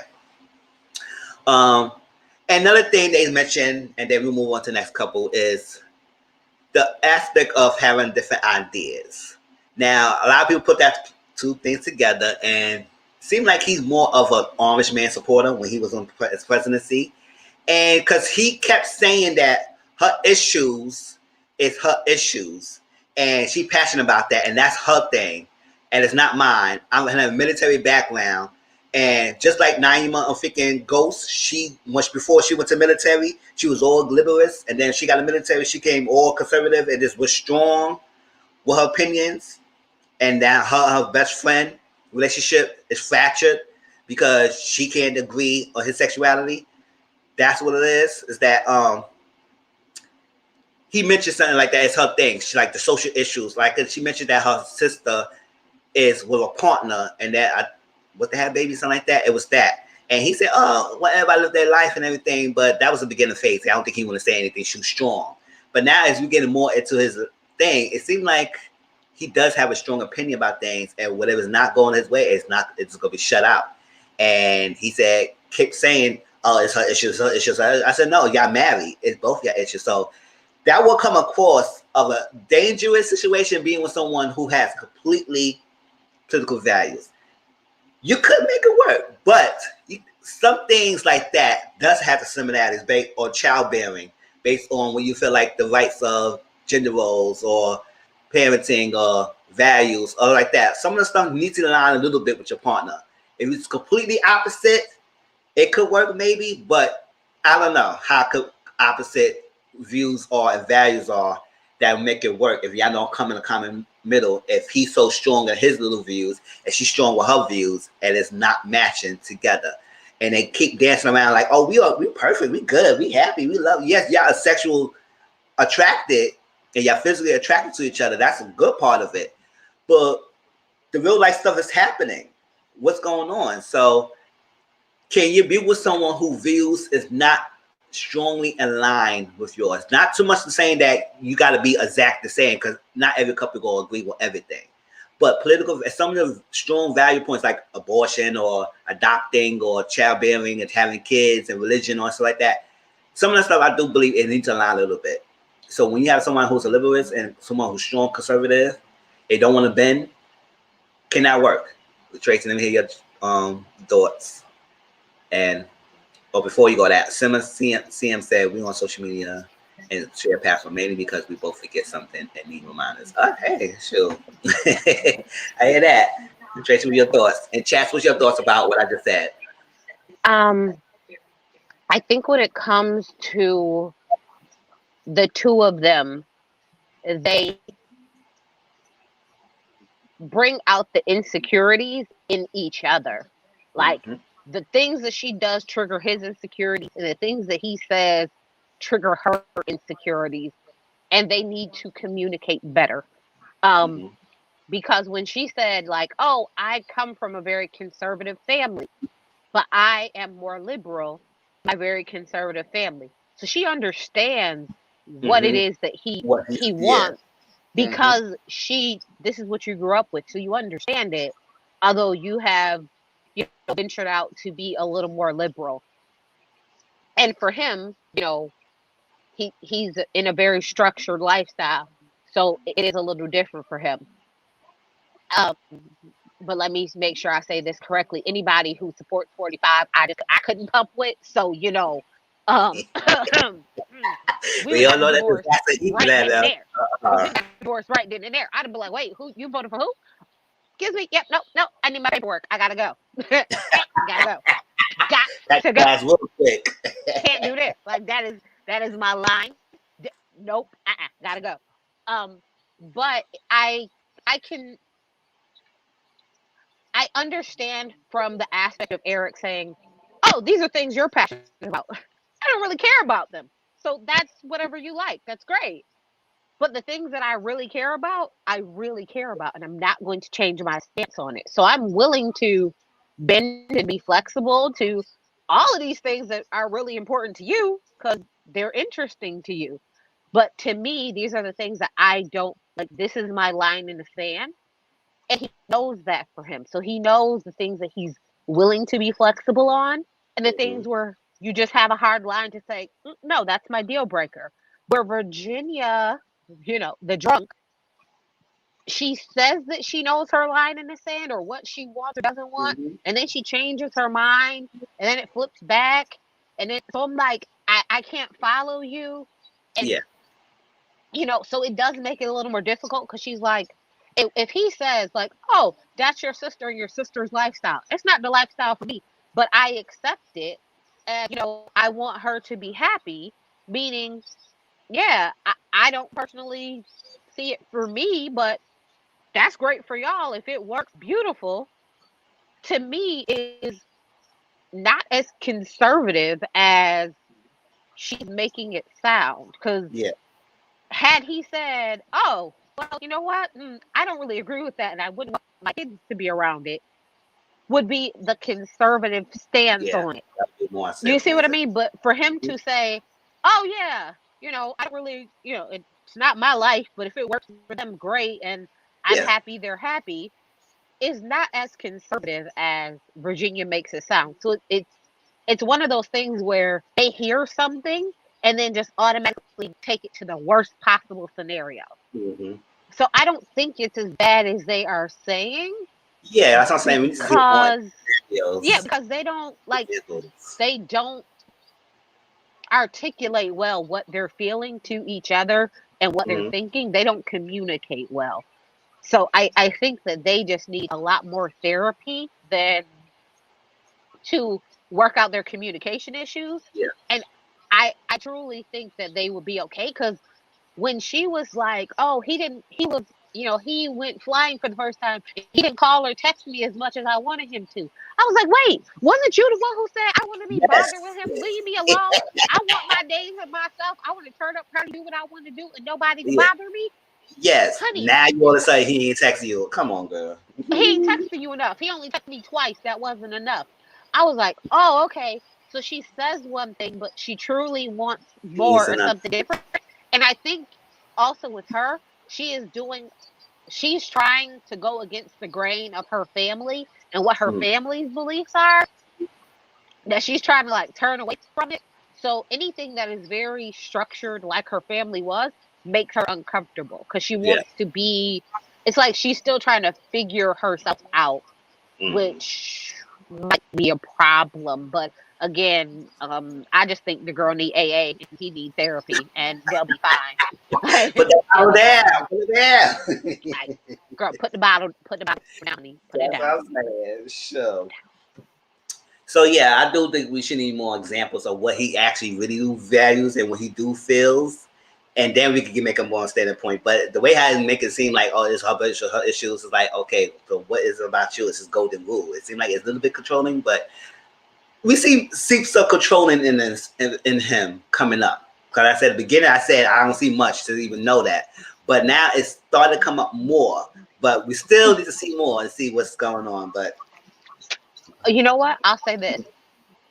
Virginia says, "Oh, it's like female empowerment. I want this and I want that." But then you also want him to pay for dinner. Like, honey, you can't have it both ways. If you want us to be equal, 50-50, and oh, it's about me and what I want in empowerment, then you shouldn't be mad when he splits the check. Like, those are those like conservative gender things that you're fighting against. mm, You can't, picking and choosing ain't working out for you, boo boo. It's a stick of land. Admit that. Listen, honey, you know what? Hey, I am conservative with some liberal feelings about things, but I'm pretty traditional with some liberal things just splattered in. I'm gonna need you to make it up, because when he was asking you certain questions, you was like, oh no, like, no, he should take care of you, but I want to still work my job and take care of myself. Like, and I still want to go out and do what I want. It's like those two things don't match. Like, those two things that you're saying do not match. And you know who they remind me of? Tisha and Marcel. That's who they remind me of. Yes. Where she is still very immature and ain't getting it, and he is overly controlling and dominant and like conservative and misogynistic, because their spouses are so ditzy about things. Like, it's like he has to overly compensate for her ditziness or something like that. Like, he's trying to balance out the thing. So that's who that reminds me of right there. Because I hear that. Virginia just need AA. Send that girl to AA. Send her to AA. I've never seen a scene with her not drunk. Send her. Yeah, she does look flushed every time her scene is. I said, girl, you know, interventions going on. All right, so Brianna and Vincent, it was just too much about them. The only thing I could say about him, and also a little bit about her a little bit, is her uneasiness to express herself, because sometimes you don't know how someone react. He is that quiet storm type of person. It's like the example with the dancing. It's a good time. Like, let me tell you, I grew up dancing, so let me tell you a style that I didn't really learn too much about. Let's do tap dancing. Somebody took me to tap dancing. They really didn't tap that much, but I enjoyed myself. I may F up, I may just slip, I might fall, I might do stuff like that, but it's a good time because you took the effort to show me something and I want to learn. I won't get no hissy fit if I don't understand his steps or getting all pissed off and anything. He said his shirt was tight, he was uncomfortable, he was hot, he was messing up, he was embarrassed. And so instead of laughing it off and all that stuff like that, he said, I don't like this type of shit. I don't do this type of class. So what the? I said, why are you so upset? Like, what? It's like, that's that. And then when he spilled his shirt, his issue is he trying to press her too hard. Like, you human. You is not perfect. Nobody's perfect. When you try to press someone so much and you don't want to make a mistake, that will drive you crazy. And then you going to start getting upset. And I said, I said, let you be. She said she liked his quirks. And you don't have to press her so hard. She loves you. It's like, she does, like I said, this is one of the couples I feel like it could work.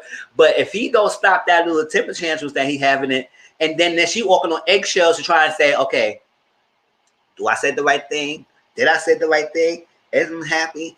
And I had to look at it, I had to bite my tongue because I said the right thing. He was blessed out, and that's how he give it. He gave us that thing. He said, I don't want to make her feel like she can't express herself. I say, well, a couple of times you made her feel like she can't express herself. So it's like, what is it? Like, you want her to express herself, and if she try it, then you have a hissy fit. And then he did apologize about the dancing thing because he said that was messed up. He should have enjoyed himself, but he was trying so hard to impress her, and it didn't work so well. And he had other stuff, like he was hot, his shirt was tight and everything. He had all that stuff. But I said, that pattern you have, man, you need to get over that, because I can't be with you all the time, and you going to have all this freaking insecurities, and you gonna come off of me, bite my head off, and then I don't know when you gonna come off, and it make it scary for her to even say anything, because you know he might blow up. So that's the issue I have with them. It's not much, but what's your thoughts about those two? So I've been learning so much about you. So you had to dance, you had an ex that wanted to spit in your mouth. I've been learning so much about you. You've been telling me so much about yourself. Yes. But I agree with you wholehearted with those two. I think they can make it. He does need to come off of the I want to be smooth and champagne Vinny all the time and come down to being a little more realistic. So I completely agree. And she is, you can see that she is trying to make an attempt to not be so harsh and direct in the things that she says, because that is an issue of hers. So you see her trying. So hopefully now he gets it and he'll start trying as well, so he doesn't come off low key scary, like snap killer couples in the middle of the night. Like, Well, quiet and dangerous. So I don't know. Hopefully, I think they'll work. I do. I think they'll be fine. Yes, that was good. So let's move on to Ryan and Clara. So Ryan, this guy, bottom left, and Clara, the top right. Okay, they issue. Let's talk about this issue. Let me say this: in a relationship, no one should be pressured to have sex. Nobody should pressure and everything. That's what I should feel. Like nobody should be pressured. If you're not ready, you're not ready. My thing is with the Ryan and Clara, it's not the issue that he holding out and having sex. It's the issues that he is doing some acts and displaying some sexual acts, but don't take it all the way. If you're gonna tease us about doing some of this stuff, then why not go to the next step? And then when you ask the question, and I don't know if he's really versed or he really is advanced in sexual or he's virgin, because every time we have adult conversation, everybody in the room is adults. It's not like he's talking about sex in front of teenagers or freaking kids. We are adults. So if he's sitting there and he can't say the freaking answer the questions, that asks, what's your favorite position? Even if you don't have a favorite position, a lot of us heard what positions are in sex. Just say doggy style. Let's call it a single answer. Most men like that. Just say doggy style. You don't have to like doggy style. You could have said that. But he said regular. I said, what regular means? What regular means to you? Just head? That's regular? What? Jerking off is regular? Like, what did that mean? Now, you have no favorite position. What will make you go to sexual alcohol and everything? Trust it, understand it, trust it. I say, yes, we got that. You say that every single time. Do you know anything else but saying trust and stuff like that? Like, it doesn't make any sense. And now with her, a little bit about Clara. She said how she came across to us to make it seem like she's very sexual fluid. Like she be having, like she's going off. But she said her last relationship, she only had sex 3 times a year. I said, what? 3 times a year? So what the guy did that he didn't like you? Like you picking men, and now this is deja vu. You got another man who not giving you anything. And now you make it seem like you was going off and you give up sex so quickly, but your last relationship, he only gave you sex 3 times a year. So what about you or what about him that made it seem like y'all couldn't have sex? It's like, what is it? And then she does equate sex with emotions. She said she don't give the touch of feelings. She never had that experience. But I said, what experience all you give her? Like you said you was all in with this guy, but he only gave you sex 3 times a year. So I don't know what's this organization that you having on with your mind being and how you experience things and how you trying to have it now, like that. But with the Ryan situation, I say, Ryan, let's go, man. Man up, give us something. Now we understand it's 3 weeks. It's 3 weeks, but don't start some acts and then you push the brakes on going further. If you go get the head or you go eat the box or that thing, why not take the next step? I know you want this butterflies and rainbows. They got to be all this. They got to be all that. It's like that. Sometimes people need the sex to find the feelings. And some people want the feelings before they have the sex. So it seemed like they both is opposite in that. And it was like, oh my gosh. But you go do some things, go all the way. So how do y'all feel about Ryan? It's like he holding out. Like I said, it's no issue. Like if she was holding out, it would be no issue. But if she's throwing some acts, it's like, come on now. Now what y'all doing? Y'all playing middle ground and then y'all not taking to the next step. So how you feel about that? And chat, how y'all feel about that situation with Ryan and Clara?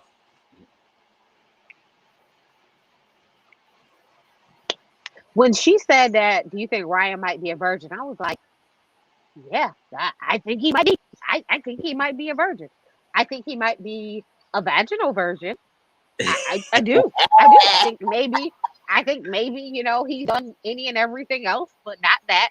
And I think also because his family is very religious, that could also play a role into why he has, not done the vaginal things with Claire. But I'm like, so what are y'all doing exactly? Because clearly, whatever it is, he's getting off. He's good. Because he's just like, no, fine. I'm fine. Yeah, we all good. We perfect. We perfect. So either you go in the back door and you're not very happy and he's fine with it, or it's just oral, or it's something. But something about this just seems very telling about the two of them. And when she said, "Oh, I don't equate sex with emotions. I just want to have sex to have sex. Like I just need to relieve myself." I was like, "Girl, I think you okay, all right, got you. Cause you's a man. You's a straight. Like I just need to get, I just need to get off. If you don't get off, that ain't my problem." Is the vibe she was giving off like, I got mine, you better get yours type tease. I was like, okay, girl. But I think also she is. I don't think that's truly how she feels. I think she's saying it to see if that will make him more comfortable for him to actually do it. I don't think that's truly how she feels because, when they were asking her about, well, why don't you have emotions for sex and what's going on with this? I think she uses sex as a defense mechanism. And she talks about it a lot. She's all into, I think for her, it's not necessarily as it's more modern than people put on sex, but I do think that it still matters a lot to her because for her to feel wanted and desired, and she's trying to make it seem like, oh, it's not that. I'm just frustrated and I need it and I'll be fine. So I'm like, the math here, honey, the math ain't mathing. Your math ain't mathing, baby girl. I think that she's trying to play down how much she truly feels about it to try and make him a little more comfortable. But I think he might be a vaginal virgin. I do. I do. Or I do. Or maybe he is afraid that he's not good enough because she talks about it a whole lot. And he may not have as much experience. So it will make him feel inadequate and he doesn't want to do that. So because she does talk about it in a manner that he probably has never experienced before. So he could probably just feel a little uncomfortable. Like, am I good enough when she's done all these things? And puts him in his head. But you know what? He also reminds me of Iris. So you didn't watch last season. Not last season. It was like 2 seasons ago. It was Iris and Keith. She was a virgin. He was not. She was uncomfortable talking about anything sexual. She didn't want to do anything. She said, "Oh, I'm waiting until I get married to have sex." You're married. Like, you're married. But you're married. Yeah, so you choose to be married. So that's exactly. But they never actually consummated their marriage, and they ended up not working out. And he was like, I feel like where I am in my life and where you are, I shouldn't be your first. Like that because she held her virgin card so close to the chest, and everything always revolved around, oh, well, I'm a virgin, so I don't do that. But like, so he gives me very much Iris tease, like very much. So when she said that, I was like, he might be a vaginal virgin. He might. He might do everything else but that. It's either he does everything else but that, or he feels inadequate in bed and to what she has experienced, and he doesn't know how he'll measure up, and it's a little uncomfortable. Well, I hear that. CM said, could have an unhealthy relationship with sex because of religion. Maybe. It could be that. Yeah. It could be that. But say that. It's like something like, but at the same time, you committed some acts. So that's what's like, what's, I don't know what this put. And then I was watching the latest panel with Bonnie Blue and them like that. And a lot of people were saying that maybe her pH balance is not that well. And I said, ooh. Who said that? Some of this, because remember that episode when she was tugging down those donuts, and she had no favorite vegetable? And she's like, oh, I don't got no favorite vegetable, something like that. And Bonnie was going in on her to say, why she don't like no favorite vegetable? I said, my favorite vegetable is broccoli. But people might not have a favorite vegetable, but people who need to eat some vegetables, just like that. I don't know. Because it make me wonder, what happened to Leia's relationship that you only had sex 3 times a year? Like, why he didn't want to value that much? Was he going all the time? But 3 times a year? She did say that she's a flight attendant. So I wonder what he did. Yeah, she did. Were they just not around? Yeah. Were they not around each other that much a long sense of time? I don't know what he did. Maybe he was a trucker and she was a flight attendant. They was never Yeah, together. they never had matched up. Space. But I said, if y'all do match up, it would be more than 3 times a year, though. I don't know. But I was like, let me tell you something. Ryan would have had to put up or shut up long before now. I'm like, bruh, I'm gonna need you to put up or shut up. Well, one and two. One got if you to go. Go halfway, we're gonna go all the way. We're gonna do something like I don't know. Or he's a super freak that doesn't know how to tell. Maybe I don't know, but at the same time, that's because she'd have been down for it. She strikes me as the I'm gender fluid and anybody could get it type. Yeah. That's the vibe she gives me. She gives me the vibe of baby, you down to play because I'm down to play too. What? Don't threaten me with a good time. And I'm saying like Ryan, man. If you see Ryan on the show, he got a nice body and everything. Doesn't mean that he's good and bad, but he got a nice body. It's like that. Yeah. And I look like he could give something, but he just holding out. But if you doing some acts, I just don't know. Just don't do it. If you don't want to do all the way, just don't do none of that and wait. Like you said, you want to build a trust, wait. But you already failed it by doing some stuff. So I was like, they're just like you gonna get her all worked up, and she gonna go get some. She gonna call that ex that she slept with 3 times a year. I don't know what to tell you, but you ain't like that. What? Okay. What? He tried it. Yes, that's what I was saying. So Jacob was this guy who now look at the camera next to Chris, and Haley, who next to Paige. Haley, I just can't do this girl. I can't with this girl. She confuses everyone. She just doing the most. She don't know what she wants, and she's very picky. Your relationship for 7, you have been single for 7 years, which some people have been single for a long time, but single for 7 years. You always been a bridesmaid, and your friends telling you that sometimes you checked out. Once one of the floor, you checked out. You be very picky, and you move on to the next. But you have been doing that consistently, but you chose to be in a show to get married.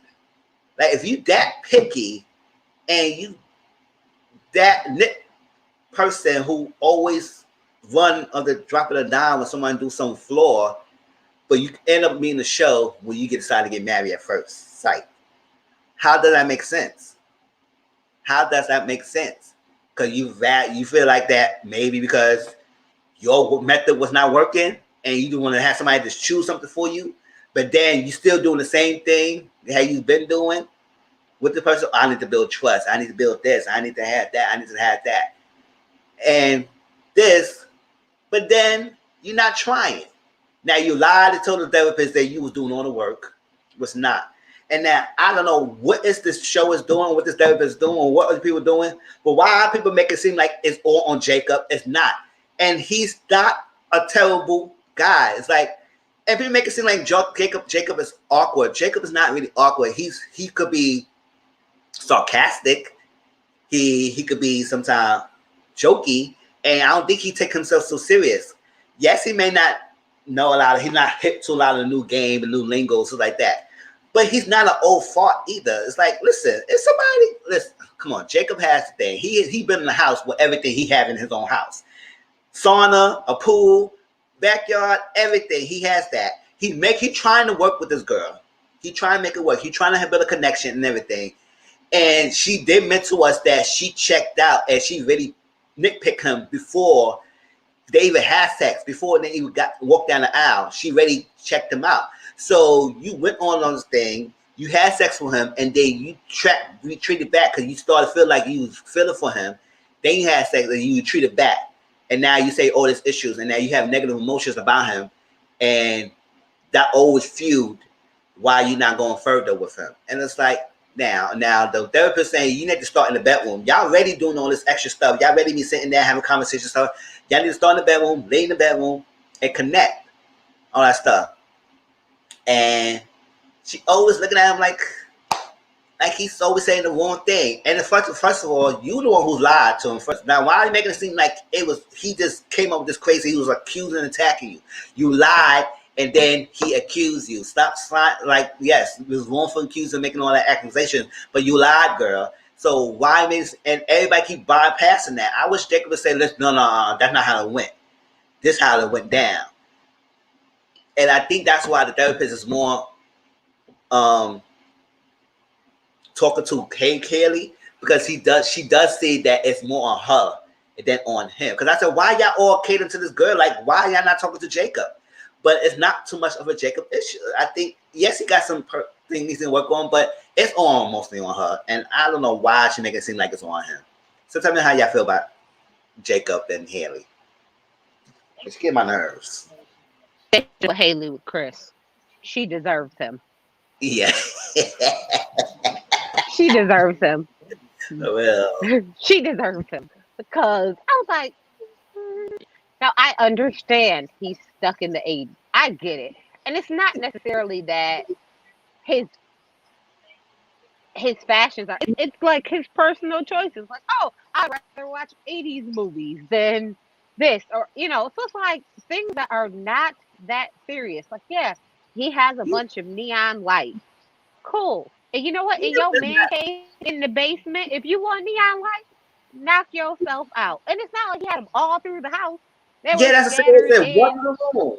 In this one room where I play my video games, I watch my movie, and I do my thing, which is his man cave. Let that man have his own space to love and nerd into the 80s like he wants. That is fine. And as long as he leaves it there, I don't see what the problem is. Let him have that as his own personal escape for this time. Now, if he was still using 80s lingo, and if he was wearing the members only jacket out, then maybe I would see a little difference. If he had on that white blazer with the sleeves rolled up, I might think about him a little differently. But I was like, no, he's not. It's not that terrible. The 80s were great. Can't get mad at him for picking a great decade. It was great. Cool. Let him be. But I can definitely, and he bends. He is willing to bend with her, and she is not willing to bend, which then makes him no longer willing to bend. Because when she bought him the clothes, he tried them on, he did this, he did that, and then they sat down to have a conversation, and she was exactly how she had been. So he was like, oh, okay, I got something for you. Ragtagged her. Like, oh no. And I'm like, you know this man does not drink. You know he doesn't. And you like, oh well, you're not gonna drink with me? You're not gonna have a drink with me? You're gonna make me go out and not drink by myself? Like, so you're peer pressuring him and forcing him to drink with you because he really wants you to like him. And that's okay. That's okay. Make this make sense. Like, not to be funny, but the way you've been picking men ain't been working out great for you, which is why you've been single for the last 7 years. So, I mean, maybe you should come up out your own head a little bit, because he would be a good husband. Give him the page. Page D him. Just send him the page. Page is simple, and she don't want much, and she'll be happy with a phone call. Like, he called me. Oh my gosh! All right, then I'll take him, because he's willing to call me. So I mean,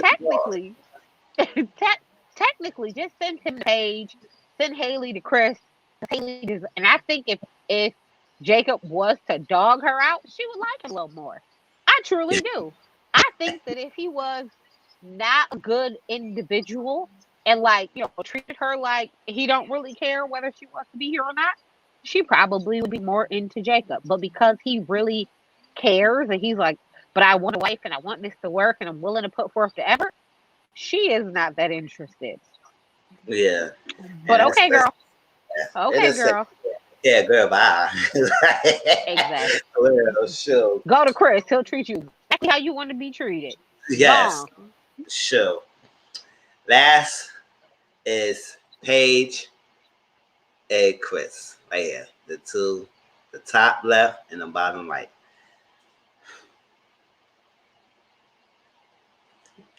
I gonna be like that 6-year-old boy who calmed this freaking boy down. Woosah, because I'm gonna say this. I can't be mad at Chris anymore. I can't.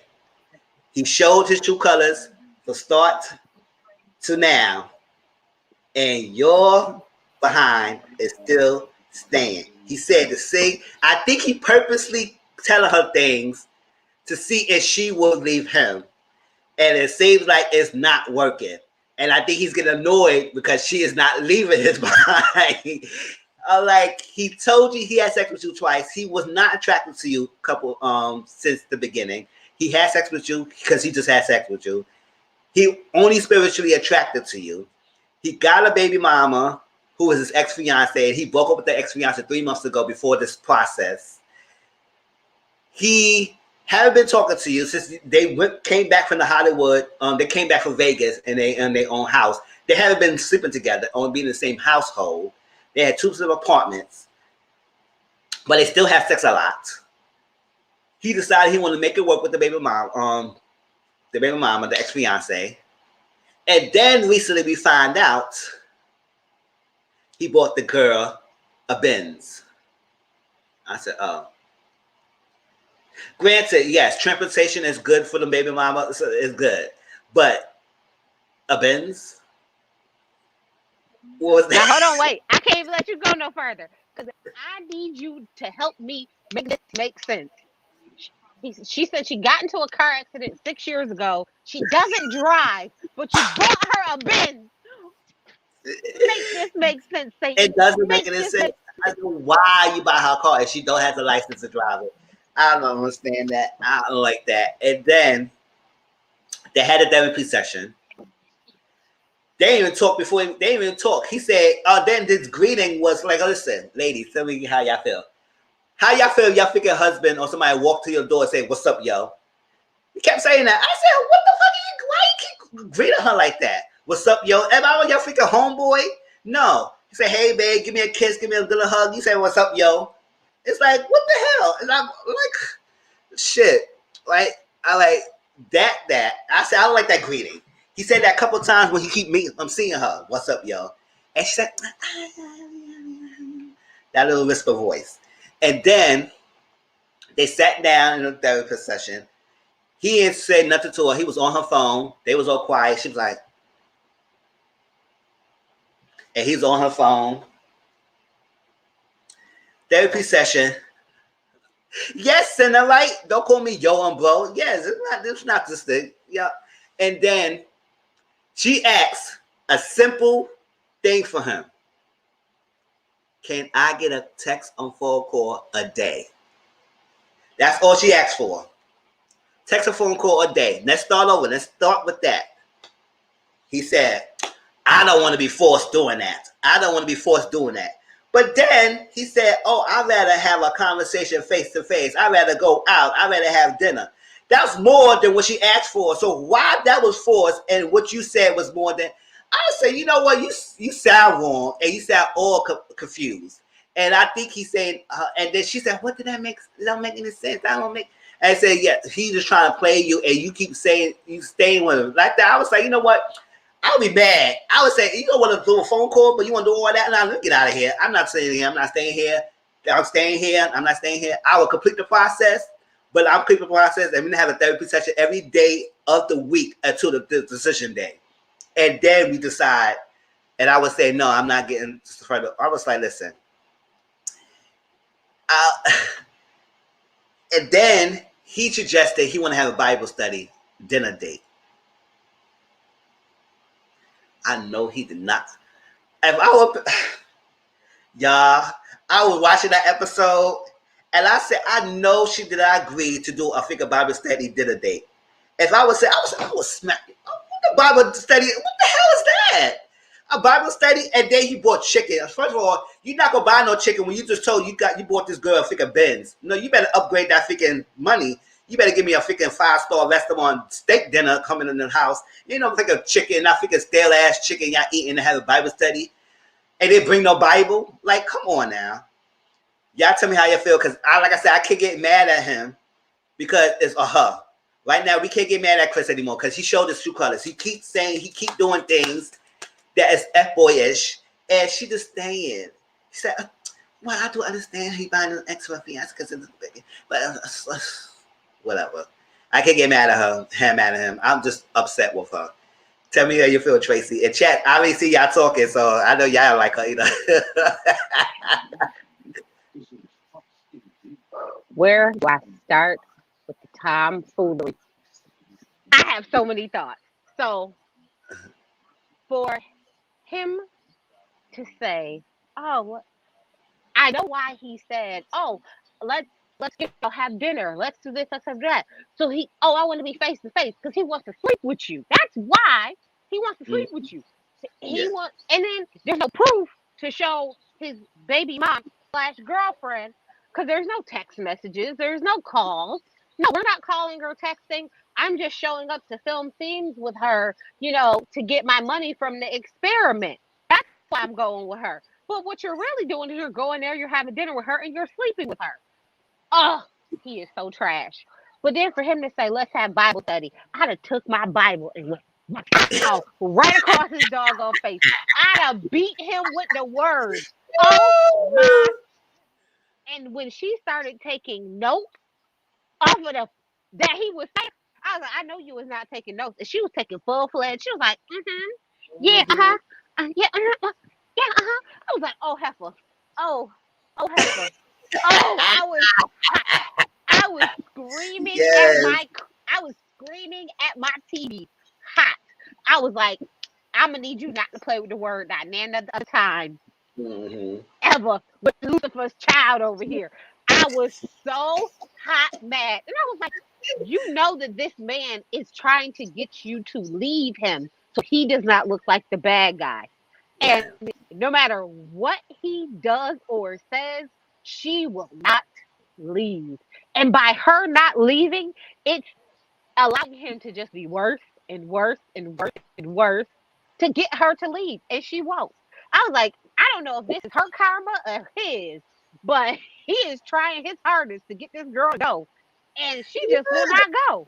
She Like, she will won't not leave. I was leave. like, I was like, number one, I don't know if we would have made it once I seen your creepy daddy. Your creepy daddy was talking to me about having a honeymoon baby and what you would do to me. I was like, see, that was my first red flag right there. Was like, oh, his daddy is creepy. Ugh, that's just gross. But then Chris just continues to get worse and worse and worse and worse. Ain't get any worse. Like, and it's like no matter what he does, she just like. Listen, I was like, okay. So he's telling you, no, I don't want to call or text you, but I want to see you in person because I want to sleep with you. And she was like, okay. I was like, you big dummy. You big dummy. And then when he said that girl don't drive, she ain't got no license, but I bought her a car so my baby don't have to be in a ride share. I was like, make this make sense, Satan, because the math is not mathing. She don't drive. She don't have a license, but you bought her a car. This makes sense, Satan. What? I was hot, mad. I was like, oh, and when she was writing those notes, I could have broke. I was like, oh, I know she ain't writing this down as note. I know you didn't. Like, I know you didn't. Like, you was just terror. But, and I think he has, a part of me feels like he made up in his mind he was getting on this show for the money. Because you do get money if you stay together at the end. You get money. So I think he decided once he seen Paige, the Paige was his type, which I don't understand what the difference is really between Paige and his current baby mom. I don't see very many differences. What, Paige is a little thicker than your current baby mom, but other than that, they're pretty much the same skin complexion. I don't see very much difference between the two. So I'm like, So I think if she looked more appealing to him visually, he might have put forth better effort in this experience, possibly. But I do think it was a money grab for him. It was surely a money grab for him, and his contract says like, if you leave, you forfeit the money. But if the person leave you, you can still get it. So he's like, okay, I'm gonna be trash on top of trash on top of trash, in the dumpster. Exactly. I'm gonna be at the garbage heap. That's how trash I'm gonna be. And she'll leave me. And Paige is like, no, it's okay. Because you love my spirit. Like, and God made me to be a wife. And I say, yes, God made you to be a wife to be with somebody who treats you right, not with somebody who talks about everything he thinks. No, stop that. God didn't anoint this. Stop putting Jesus in this. I'm gonna need you to stop, because I'm gonna tell you what, God is not a God of confusion, and he is nothing but confusing. Let Satan spawn be where he gonna be and leave him out of this. And she got one more time. I was like, where's her tribe? Where is her village? Where is her friends? Where is her mama? Where's her family? Where are those people to tell you, girl, you look stupid, and go? Where are they at? Because my friends would have been there with some bricks ready. Like, what time? What time is coming? Oh, okay. We about to let him. My cousins would have been like, oh, okay. Where he at? Okay, let him come down from the apartment. We gonna get this off camera. Yeah, tell him what time he coming down, cause we sure about to let him have it. But there is no way that you got a whole family of people that unless you get dogged out. What? On television, like I was like, unless they know that's how she is, and that's the thing. That says this lies about her. Yeah, like, maybe her family letting her get what she just because I was like, where's the people at? Like nobody, she got nobody to talk to. Like, yes, that's the live all that. Like, yes, CMU is very have anyone see on board? I don't know if you see a picture of the car being bought, but you didn't see the car? Oh. Man, let me go find you. I was saying, I just did that. Tell me this. Yeah. I was like, I wonder if he bought her a car or if he leased it. It's in his name, and he gonna pull a Quavo and repossess it when they stop talking. I don't know what this is. The math ain't matching. Help me to make sense, because he also reminds me of like a homosexual. Like, you gonna sleep with whoever to have a place to stay, because you ain't got no place to live. So you gonna do what you can to make it happen. So I just don't know. Something about this just seems very triggering to me, and he is a trigger for anybody and anything. And if trash person was in the dictionary, Chris's face would be inserted right there. And Dum Dum Diddy, Paige would be sitting right there, like, being girl, you for real. Yes, I do see this a future snap episode. I don't know how long it would take for her to snap. She should have been snapped, but I don't know. But I used to love. She ain't got to try. She got no friends. Snap episode. I like. She ain't got no friends. She ain't got no real good friends. That's what she don't have. Your friends want to see you trash, because you had a good friend. They'd have been like, girl, pack your stuff. Like, what are you? They wouldn't even let you move into that apartment by yourself. They'd be like, girl, you don't take your butt home. Like, you mad when you're in the apartment by yourself. Like, come on. Well, look, they might have let you keep the apartment by yourself, but it'd have been the turn up pad. They'd be like, hey, girl, leave our kids and our husbands at home. We can go to God. Hey. Mercedes, how mama. Yeah. Wow, ass. I don't know. Oh, okay. Dang. Mercedes, her mama just had by his place. Oh, I guess so. I didn't see what's her tea there. All right, y'all. So, overall, I don't know how they match these couples. People saying that this was the worst match couples of the history. I don't know, because it just seems so off. A lot of these couples should not be. I don't know. People saying that. This is my first time seeing it, so I will continue seeing it after this. So we'll see how it goes if they continue with the show.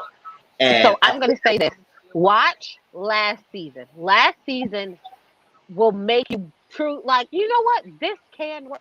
This makes sense. Last season. Last they probably season was a parent, right?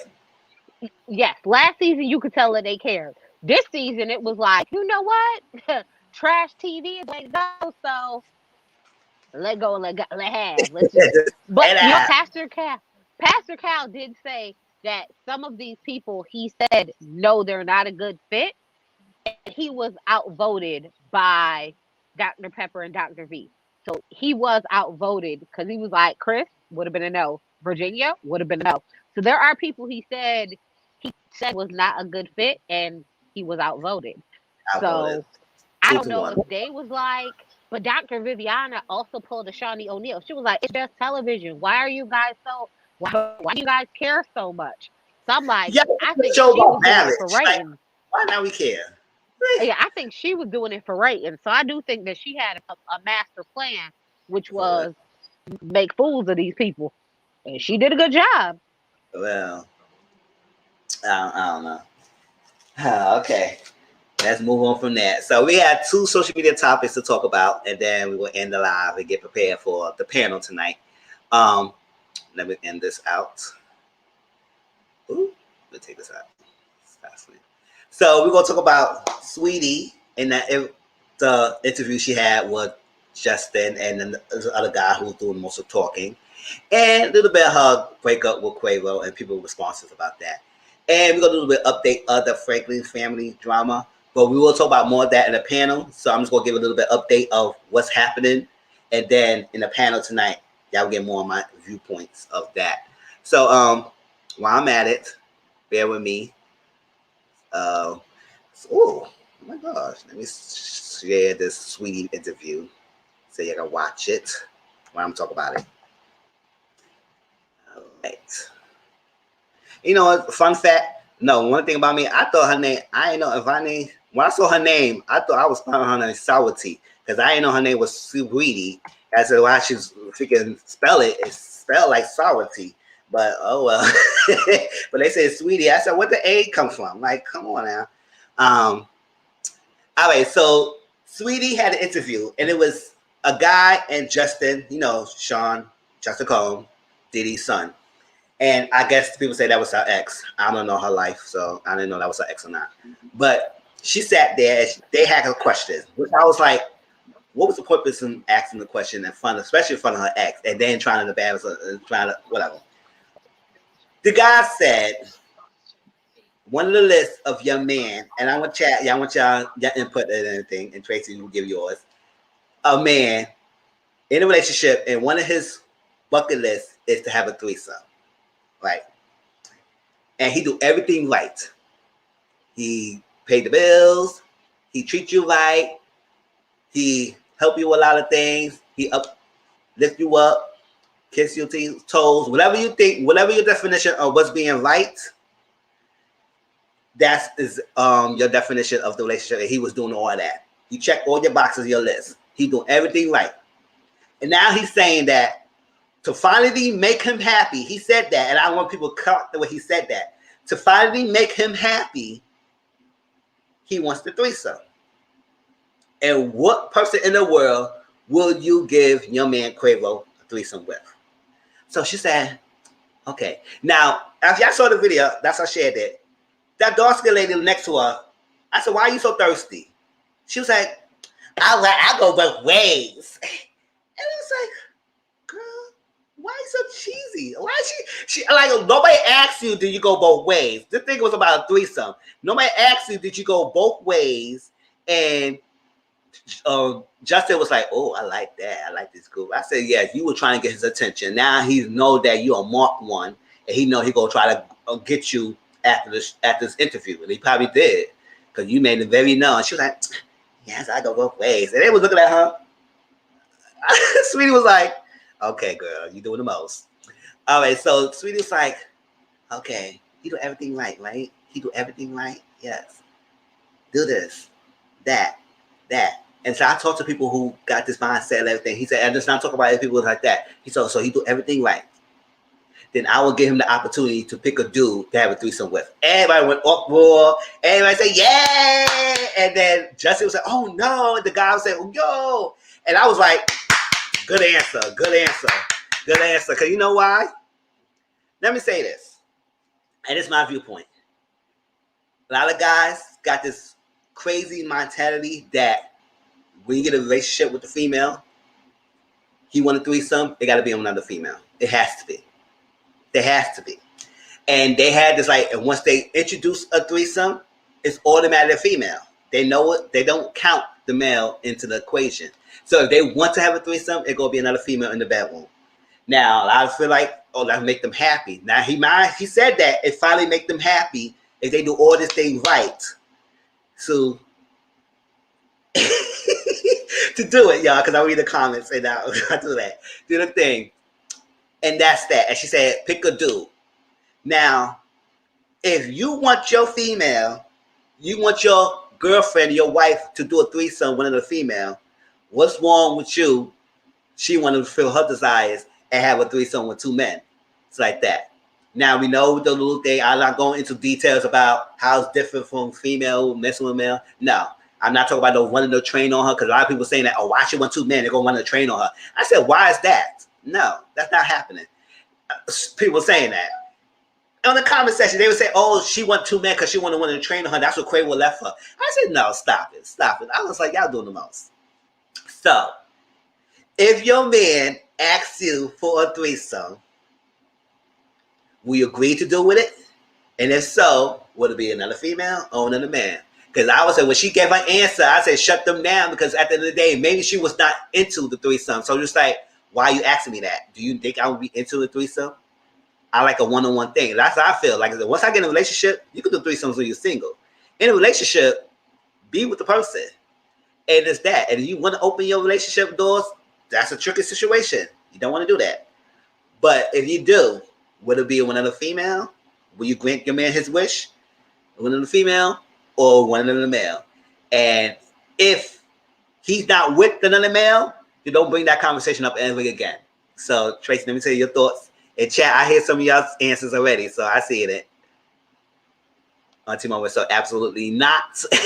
You see the say I saw it. And CM said, oh, I let my husband have he sweat. Oh, okay, CM, I get it. CM said, answer CM. You know what? Next question. I have so many mixed layers to this conversation. And so many mixed thoughts about this conversation. Number one,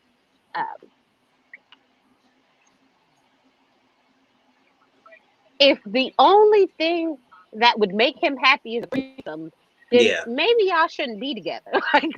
That's true. He said very clearly, it's the only thing that'll make him happy. Like, the only thing that'll make him happy. Well, then maybe we don't need to be together, because that's the only thing that'll make you happy. Okay, but okay. Then it went to, okay, well, if you want to have a threesome, let's go with her answer. I'll let him pick the other guy. So the option is either I get two men, or my man gets another man and I'm with them, depending on how, that threesome would work. It would be either I take two, or I take one and he takes one, or we take it separately, or some variation of that equation, which then turns into, do I want two at the same time? Well, that's an interesting topic on its own. Or do I want a gender fluid spouse? Also a great topic on its own. So it's like, so either you're telling me I need to take two men, or one of us needs to be gender fluid, either me or my spouse. Because for a threesome, that means another person of either the same sex or opposite sex. There's way too many avenues to this conversation. So again, I'm gonna go with play stupid games, get stupid prizes. You're gonna be single today. That's where we going with it. But let me make sure I say this correctly. Have I had a threesome before? I'm like, yes, I have. If my spouse told me it was the only thing that will make him happy, then we don't need to be together. Because if that's the only thing that'll make you happy, we don't need to be together, because that means you'll never be happy unless we're doing that. So no, not for me. I mean, technically, I guess like a poly relationship is the only thing that'll make him happy, which is very different than two people in a monogamous relationship. So he just needs to find somebody else. Really what that is. But I don't. But you know, I think that in this day and age, a threesome has become so normalized to be like just the regular fun topic. Like, oh no, if you're not doing it, then you're not cool. Like, huh? Okay, yeah, I guess y'all have some different type of issues that y'all need to work out amongst yourself. But okay, y'all have fun with it. I mean, you do what you do. But I think it also comes down to Sweetie, the image she portrays, some of the things that she says that makes it seem like she is gender fluid in that way, or open to women in that way, that would make people think that that is an okay thing to have. Because had I not told you right then and there, you probably would have never known that I have had a threesome before. But people, so it's like the persona that you give off make people think that certain things are okay about you and certain things are not. So it is one of those things where it's like, what about you? It gives off the idea that it's okay for them to even ask you that question. I don't know. It probably was petty of him because Justin was right there trying to gauge what her question was, her answer was. Very true. But I'm with you. The thirsty friend that was right there made it seem very like, okay, we gonna cut the cameras off and Freaknik just about to roll around. It was very interesting. Like that, like it's so quick. I said, I know you liking Justin. He's not an ugly dude, but damn, don't be to thirst that quickly. Gosh, like I go work with Ace. Nobody asked you. The question was about you. Girl. It was like, okay, yeah, but I was like, that was a good answer. I would say, shut them down. Oh, definitely. I know you was a just kidding. I get it from you, Auntie. I get it. I had to learn it somewhere. Yeah, so I had to learn it somewhere. And now with the Saweetie and the Quavo conversation, the breakup, and then we're gonna move on to the next one. All right. So she put it out there that going off the back with him and everything, but you giving your intimacy to someone else. So she's single right now. And everybody's like, oh, snap, they breaking up. He cheated and all that stuff like that. And people thought they was gonna last because Quavo couldn't be Offset. Quavo can't be Offset. I said they both in the same group, so they could rubbing off each other. If he know Offset was doing all this stuff, and the other guy know Offset was doing all this stuff, my best believe, maybe not, they probably would do the same thing too. But we don't know. Everybody individual, but they all as a group together. So that's that. And then so they was like, oh my gosh. And then he gonna come out and say that, oh, you're not the woman I thought you were because I value, I respected you, all that stuff. And then she went out and said, take care. I said, oh snap, that's the end of that. Everybody say, oh, she hit you with the take care. That's what I would say. I would say, take care. That's going the other day. We're not going back and forth on Twitter like that. We're not going back and forth. I break up with you. I'm leaving you, and let's go like that. Yeah, them saying, let's be real. And Auntie Mama said, let's be real. She wouldn't have been with him if it wasn't for the money. I said,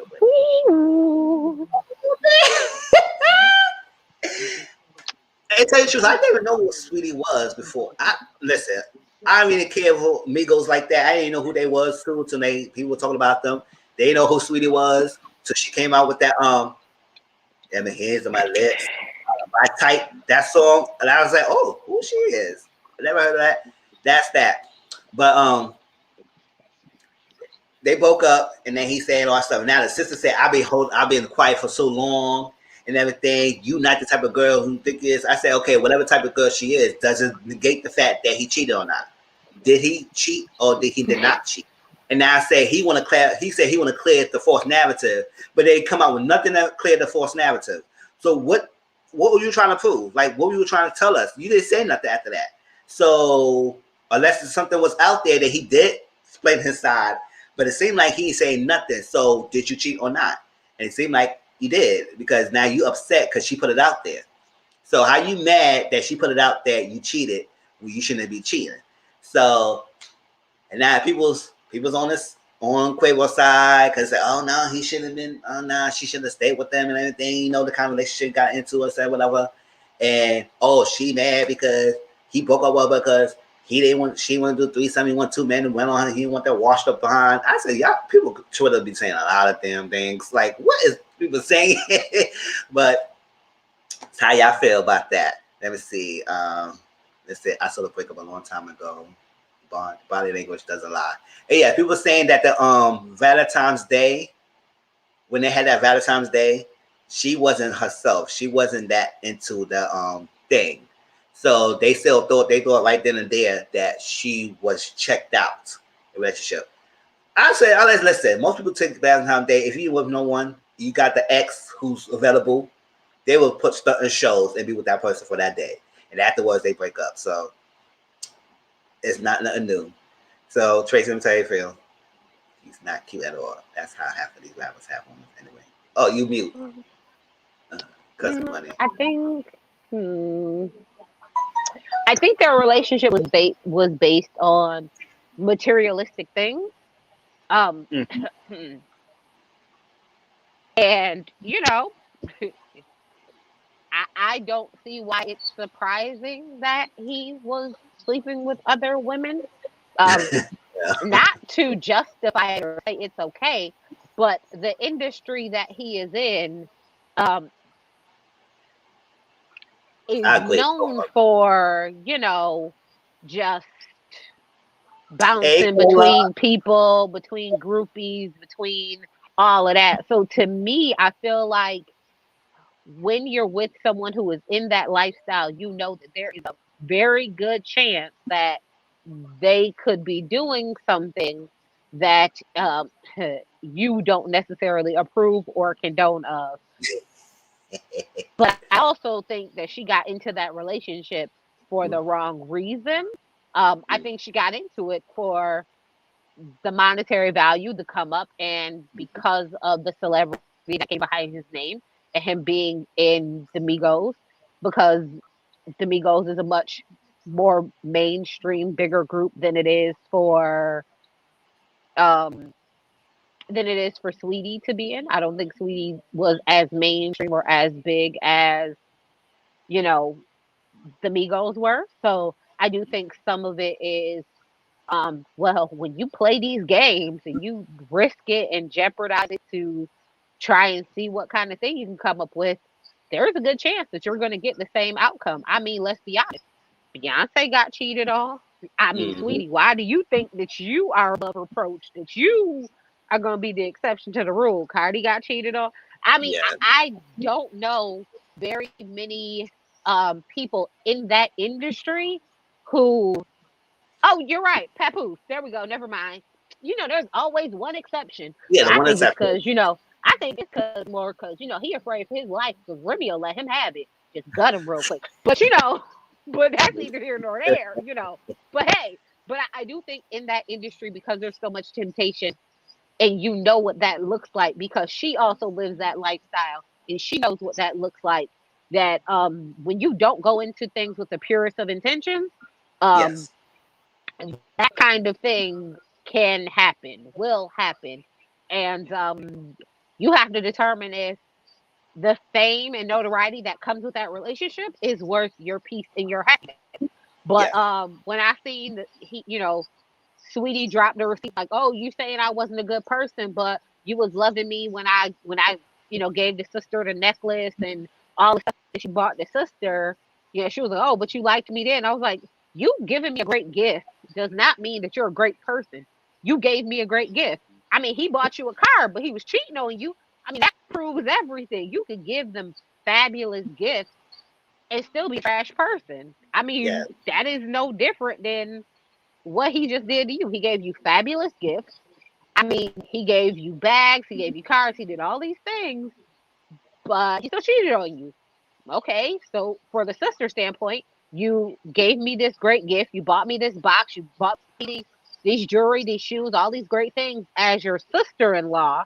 You know, you bought me these things, but you was probably still a trash person. I mean, what's good for the goose is good for the gander. You can still be trash and buy great gifts. I'm saying. But to me, play stupid games, get stupid prizes. Go to the clinic and have a good day. I mean, you rolled the dice with that one, Sweetie. You picked that one on yourself. We knew he was trash from the beginning. Like, well, like I said, I didn't know who these people were, but if he was part of the 3 group, they all get down and they all don't say nothing. So I don't know about the other ones. We don't hear about him that much, but Offset and Quavo, yeah, it's like that. So that was that on those 2. And then people saying that, oh, she cheated on, oh, wow, she's a beautiful woman. Why she got cheated on? I said, beauty had nothing to do with men who cheat. They would cheat because you would cheat. They would cheat with a girl with no teeth. They would cheat with anybody. So it was like. Didn't Jay-Z cheat on Beyonce? Did we not get a whole Lemonade album off of this? That's what I said. Everyone always continues to say, Beyonce is, Queen Beyonce, Queen Mother. Beehive, don't come for me. I don't need it. I don't need that type of energy. Okay, don't give it to me. Just an example. If Jay-Z would cheat on Beyonce, then nobody is above reproach. Nobody is above being cheated on. Like, she's a billionaire. Yeah, nobody's above being cheated on. Nobody's above reproach. Just calling it a thing. Don't come for me though. Just saying, because y'all crazy. Yes, so we know. We know Pat Pooh is faithful, and they see people say Ice Cube is faithful. Yeah, Ice Cube. Yeah, he has been faithful for a long time. I don't know about but Ice Cube. But exactly, like Ice Cube is faithful now. Like you're also thinking the age range that Ice Cube is in. He's faithful now, but I think Pat Pooh probably has always been faithful. But you know what? There's some things I think about Pat Pooh, so I'm gonna go with never mind. But yes, I see that. Like, I see that. I'm gonna be completely honest with you. Papoose is not the most attractive looking man. So to him, Remy Ma was probably a cup. And he is exactly the epitome of what we think when a more attractive person gets with a less attractive person. The less attractive person normally does very well by the attractive person because that's who they have. Now, it could be monetary value. It could have been notoriety, whatever that made it, whatever. Or he's just a really good guy. I mean, according to Charlamagne, he said black men don't cheat. And apparently, Papoose is the prototype that everybody using. Like, well, Papoose don't cheat. So, I mean, I guess they can use that claim. They got one person. Works for me. I mean, shoot, I just let go. Good job. Yeah. Papoose. Snoop still age 8. Yeah, Snoop, yeah. And Papoose cute. Yeah, I don't think he's that. He's but compared to other people, yes. There we go. Yeah. There we go. Papoose is terrible looking, no. But And so I was like, okay, that was that with these people. So I don't know where you're on Saweetie side on thing, Quavo, you just gotta deal with that. You cheat. Stop doing that. And hey, Cola says, what's going on? Cola. Yes. And, and Ultimo mentioned that some of the ones, the examples, NBA, who else? What was other people she said? Lil Wayne. Oh yeah, I never think Lil Wayne was cute. I don't know what, he irks my nerves. Wick Wells, Quavo, Lil Wayne, that little guy, NBA young boy. Oh yeah, there's enough for me. I don't like that. And a lot of these dudes is dark skinned F boys. That's not good. All right, let me stop, y'all. Okay, so let's go on to the last thing of it is the Franklin drama. We're gonna talk about more of that in the panel, and I introduced this a little bit last week. So let me share this. So I'm just gonna get a little what's the updates on, and then tonight we'll get more details in depth of it, and I'll share my opinions about some of the stuff that's been coming out. So the first thing I shared was Carry On's mom, who Sean Ewing, her interview. Let me check. The next thing I'm gonna share is Armand Wiggins. He's like a YouTuber, just like you could call him a male Tasha K, because I don't know much about him, but he does a lot of posts of information that's given to him, and he reports it out. And Lil Uzi. Like I said, I don't hear nothing about him unless he got superpowers. If he don't got no superpowers, I don't hear nothing about him. Oh wait, you mean the one that got that little stone thing in his head? Yes. Oh, you know what he remind me of? He reminded me of a treasure troll. Because remember how he had the little stones in his button? But he can drop one in his forehead. That's Yes. exactly who that Unless is. y'all tell me he got some superpowers, that's all I want to hear about the little Uzi. Because I hear his name and JT a lot. So I don't know what's going on with those two. I didn't know they was an item, but it is what it is. And the last thing I was talking about, last thing I shared was Tamron Hall interview with Kirk. Now, Loose Uzi and JT gonna be next cola choice. Let us see. Okay. All right. Yes, Cola. Like, let's got superpowers. I want to hear nothing else because that diamond was not like and a troll. Yeah. So, well, last time we stepped off was that Cameron released the audio of his father. Now, everybody was on the uproar. People was on his Kirk's side. People was on Cameron's side. People was in the middle and everything. My stance still stay the same. I'm not saying 100% that Cameron is lying about what he experienced when he's growing up, abuse and everything. I'm not saying he's completely lying, but I'm not always going to say 100% agree that he is telling all the way the truth and anything. Unless we know some details, unless stuff happens, and some investigation happen, I can't say for sure if he's lying or not. What I do say is that recording that phone conversation was completely wrong to me. I don't like that because it breaks the trust of something that you're building. Kirk mentioned in the Tamron Hall interview that there had been years of counseling, but it stopped somewhere. I think the son stopped the counseling, and then it fractured the relationship again. And then they got to go right back to it. And it's like Kirk had been trying and trying. Even his son is 32 years old, trying to still build a relationship with his son. And it has been aggressive. It has been things. And if stuff did happen to him, it needs to come into light. But I'm not going to completely say that it's all Kirk's fault. Kirk physically abused him.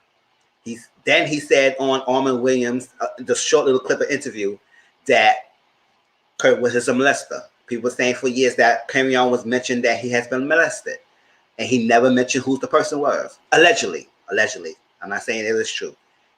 Allegedly, that he's been molested, and now that little clip saying that, thank you for playing. He said his own words.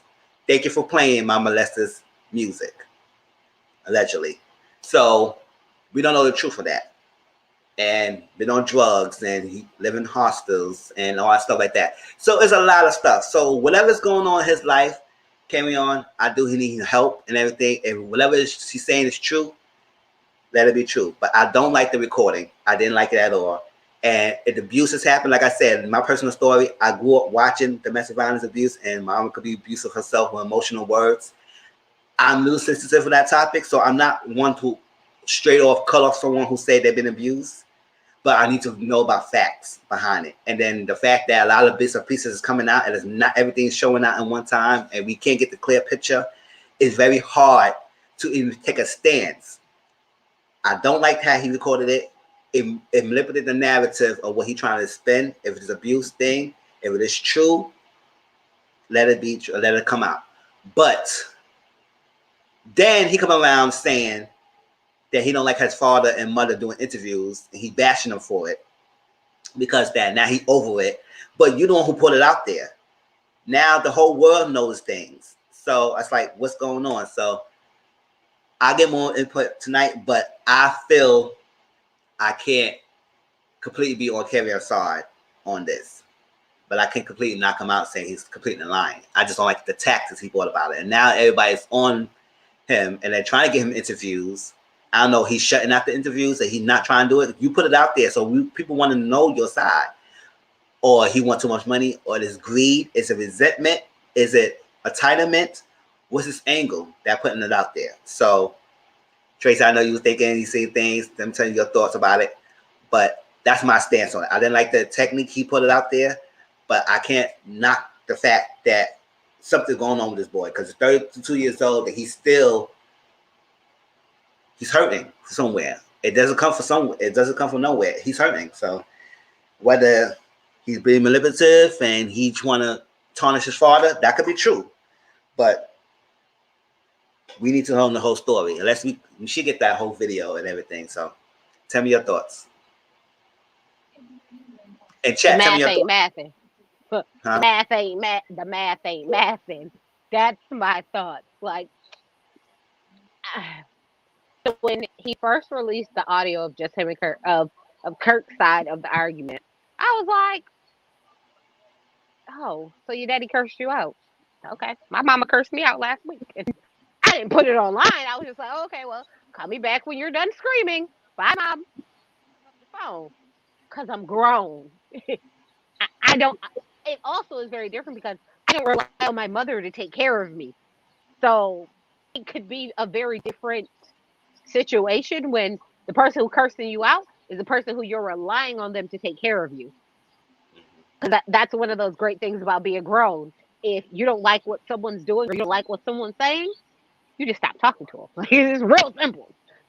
So for me, it's like you something about this is triggering because if you've been in therapy, family therapy for a long amount of time, and his mother is like an advocate for domestic violence and abuse, like that's what his mother does as a career.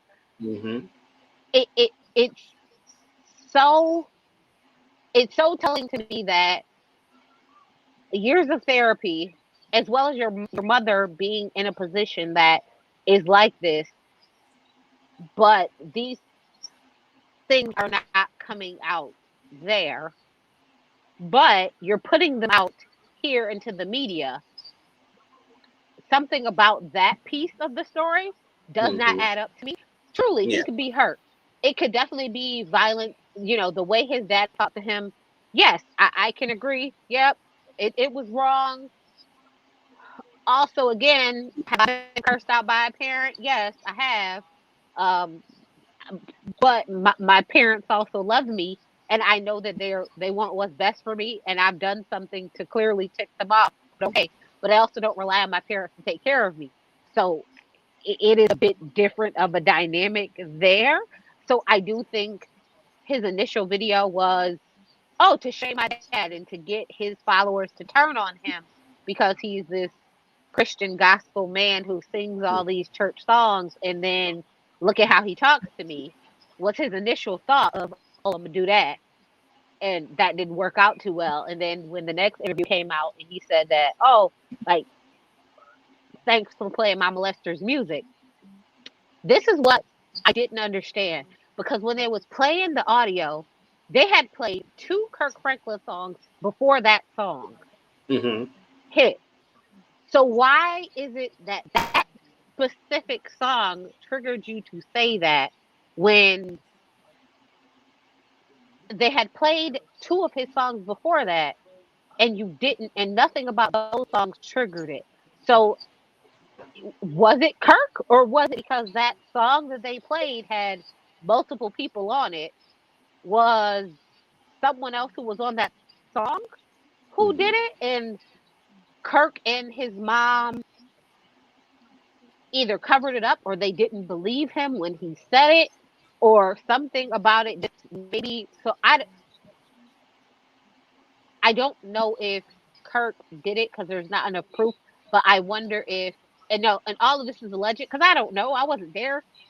How do I know? But they played multiple of Kirk's songs. He had nothing to say. That song came on. This is what he had to say. I wonder if it was somebody on that song, somebody who he knew, somebody who that they worked with, somebody that the family trusted that did something to him. And in going through therapy, they didn't believe him because he's been on drugs. He's been doing these other things that cause you not to be the most trustworthy person. And so I asked him my thought. I was like, he didn't say like, oh, my dad did this, or Kirk Franklin did this. He said, oh, you play his song, and I'm like, yeah, it's Kirk's song, but there's other people on the song, mixed the song, produced the song, and at the time, if he's been with this group of people who was all working in the studio together, y'all was all doing these things together, and I think that is a lot of times where someone in the family does something to you. It isn't necessarily your parent, but you blame your parent because they didn't protect you. So I'm like, is it something else going on there that he's dealing with, which is why he's using drugs, which is why he's doing these things? So I was like, there is no way that you can tell me as a 30-plus-year-old person that I'm living in a hostel. Like, what? Mm-hmm. A hostel is like 2 steps above a homeless shelter. Like, what? Again, the math just ain't mathing. Something about this just seems very off-putting. I need the rest of the video. I need the rest of the content. I need all of it to get a clearer, better picture of what is being said.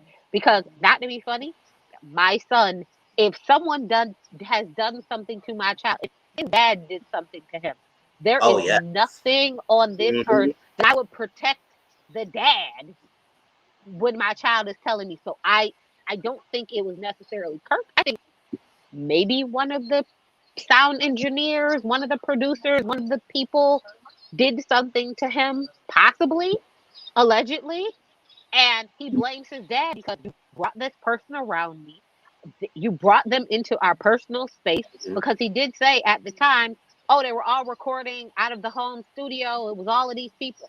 Maybe something could have possibly back then, and you blame your father for not protecting you. Maybe it's the producer on that song because he didn't say anything when the other Kirk songs was playing. But I don't know. All I know is the math ain't mathing, and the mama protecting Kirk and not doing that, and he is grown.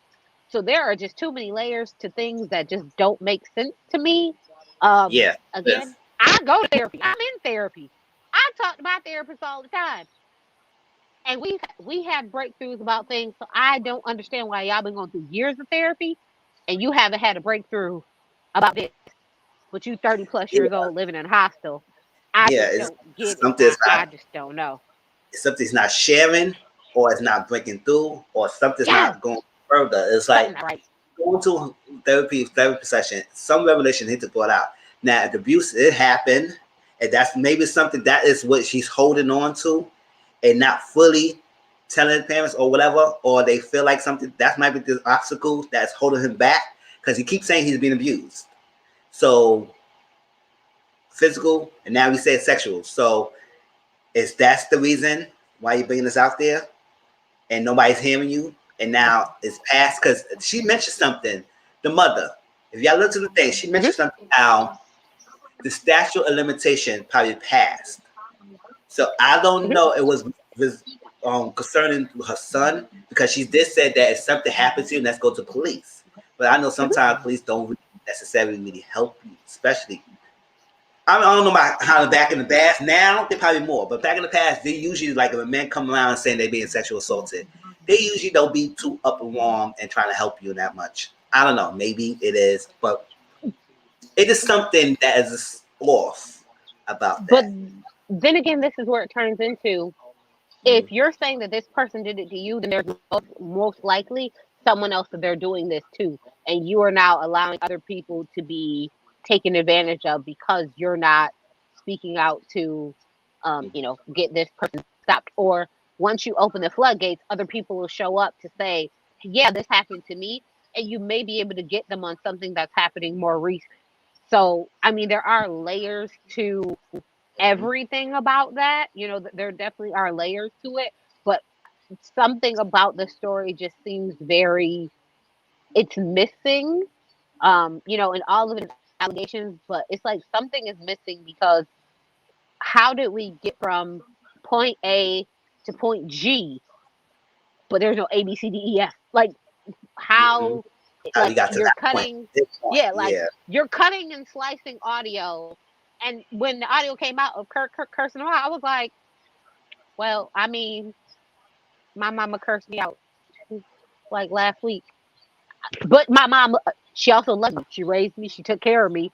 So, I mean, she stopped working when I had a baby to babysit my child. So it's like your parents do good things for you at some point. Like, I would never then record her and put her online to be like, yeah. or I'm going to throw I'm her on my that. podcast to be like, ooh, wow, look it. Like, Yeah, I'll no, keep that. something So, about that just seems very um manipulative, yeah. Mm-hmm. especially because I'm trying to think of a time where I could have told my dad, I dare you. Yeah, come on, I dare you. I'm trying to think of it. No, I couldn't because I'll be dead. So Mm-hmm. I just like, I just couldn't think of a time where I could tell my daddy something like that. It would just be okay Yeah. to antagonize or push a situation. And I think the way the conversation sounded, it sounded like he had said or done something. And I'm going to speak from personal experience of my parents, because my parents have been married over 40 years. Cool. So if my dad is yelling at me and I say something even remotely to my dad, my mom will laugh and be like, oh, she trying to die today. Like, and that is my mom, because my mom is like, what? Well, where did that? Oh, you tried it. Although she's not a part of the conversation, to her, it's just like a nervous chuckle. Like, I can't believe you would say or do that or whatever. But do I ever think it would come to the point? Like, no. Parents, I'm grown. My son is almost grown. And my parents still will try and parent me, in certain ways about certain things, to do certain things. And that's because they love you and they care about you and they want the best for you. And I have a hard time believing, as a mother who seems to be very interested in these kind of issues and has been trying to get therapy and things like that for her son, is okay with some of these things, unless there is something else deeper going on, maybe with him.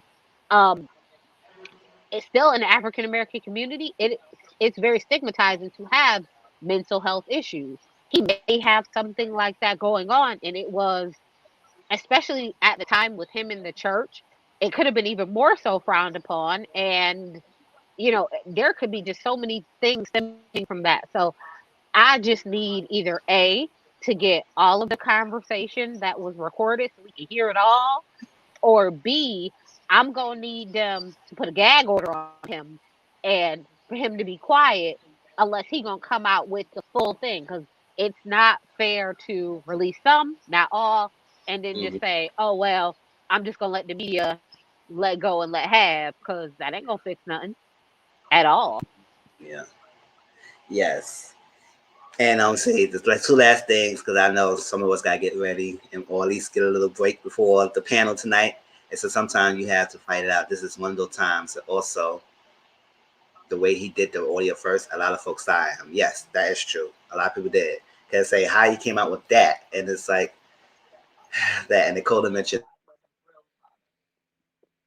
recording people.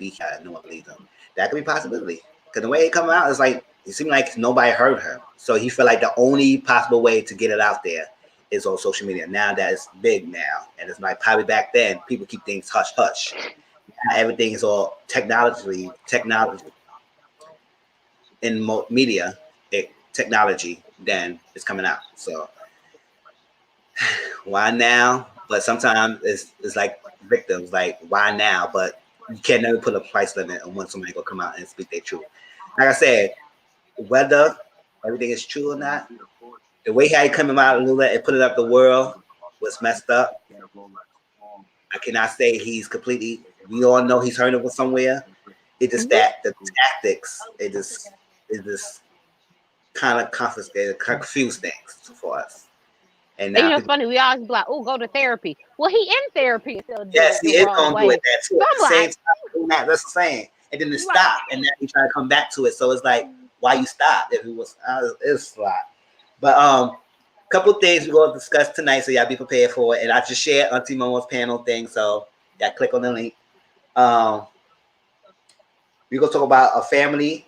Oh yeah, that guy who killed the family because of stimulus check, bum ass. He needs to go get life in jail. Maury's sister drama.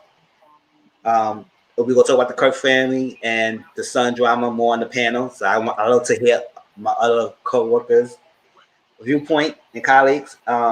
Sharon Osbourne, a little mama starting ahead of sexual rights, and we're going to have a movie spotlight, which is coming to America. I saw that last night. I enjoyed it. It was funny. But other than that, that's going to be the topics tonight. So we got a lot of heavy things to talk about tonight. Well, it's going to be fun and laugh, but we do have a couple of heavy things to talk about. And the family drama probably, I think, will be one of the most heavy ones, because it's a lot. Everything. But I appreciate everyone who came to the live. Also, always appreciate Tracy for joining in with me. I love it. Back and forth. CM, a moderator, my first moderator. Cola, thank you for joining. Auntie Momo as well. Senna, Joyce, Renee. Love all of y'all. I appreciate y'all. Make this night really good. And also my idea about doing the Mizzle social corner, that would probably be on Mondays, probably not this Monday, but starting next Monday, it will be more of social topics of stuff that was not social media fluent or TV shows or reviews. Is more of conversation. And the first thing is having two biological parents the best way to raise a child, and other forms is not good. So yeah, the coming to America, it has some funny moments. Was it like the best, like the original? I like the original better. I would say the original was the best, but coming to America had their little nice moments. So we won't talk about that. That's the movie spotlight for tonight, yo. So yeah, let's see. I know where their budget went. I know exactly where the Coming to America budget went. Yeah, yes. Went to the cast. Yeah. Oh, and the costumes. The cast Yes, and the costumes. costumes. Yes, they did a big thing. So we're gonna talk about all of that: the style, the clothing, the acting, all that stuff. Is movie spotlight. So I see you all. Oh, we got an hour left. Less than an hour. So eat up, get your drinks, get some food, because I think I'm about to eat something before the panel tonight. And see y'all there, y'all. Love y'all. See you next week. All right. Let's stop up with the outro. All right. Let's go that there.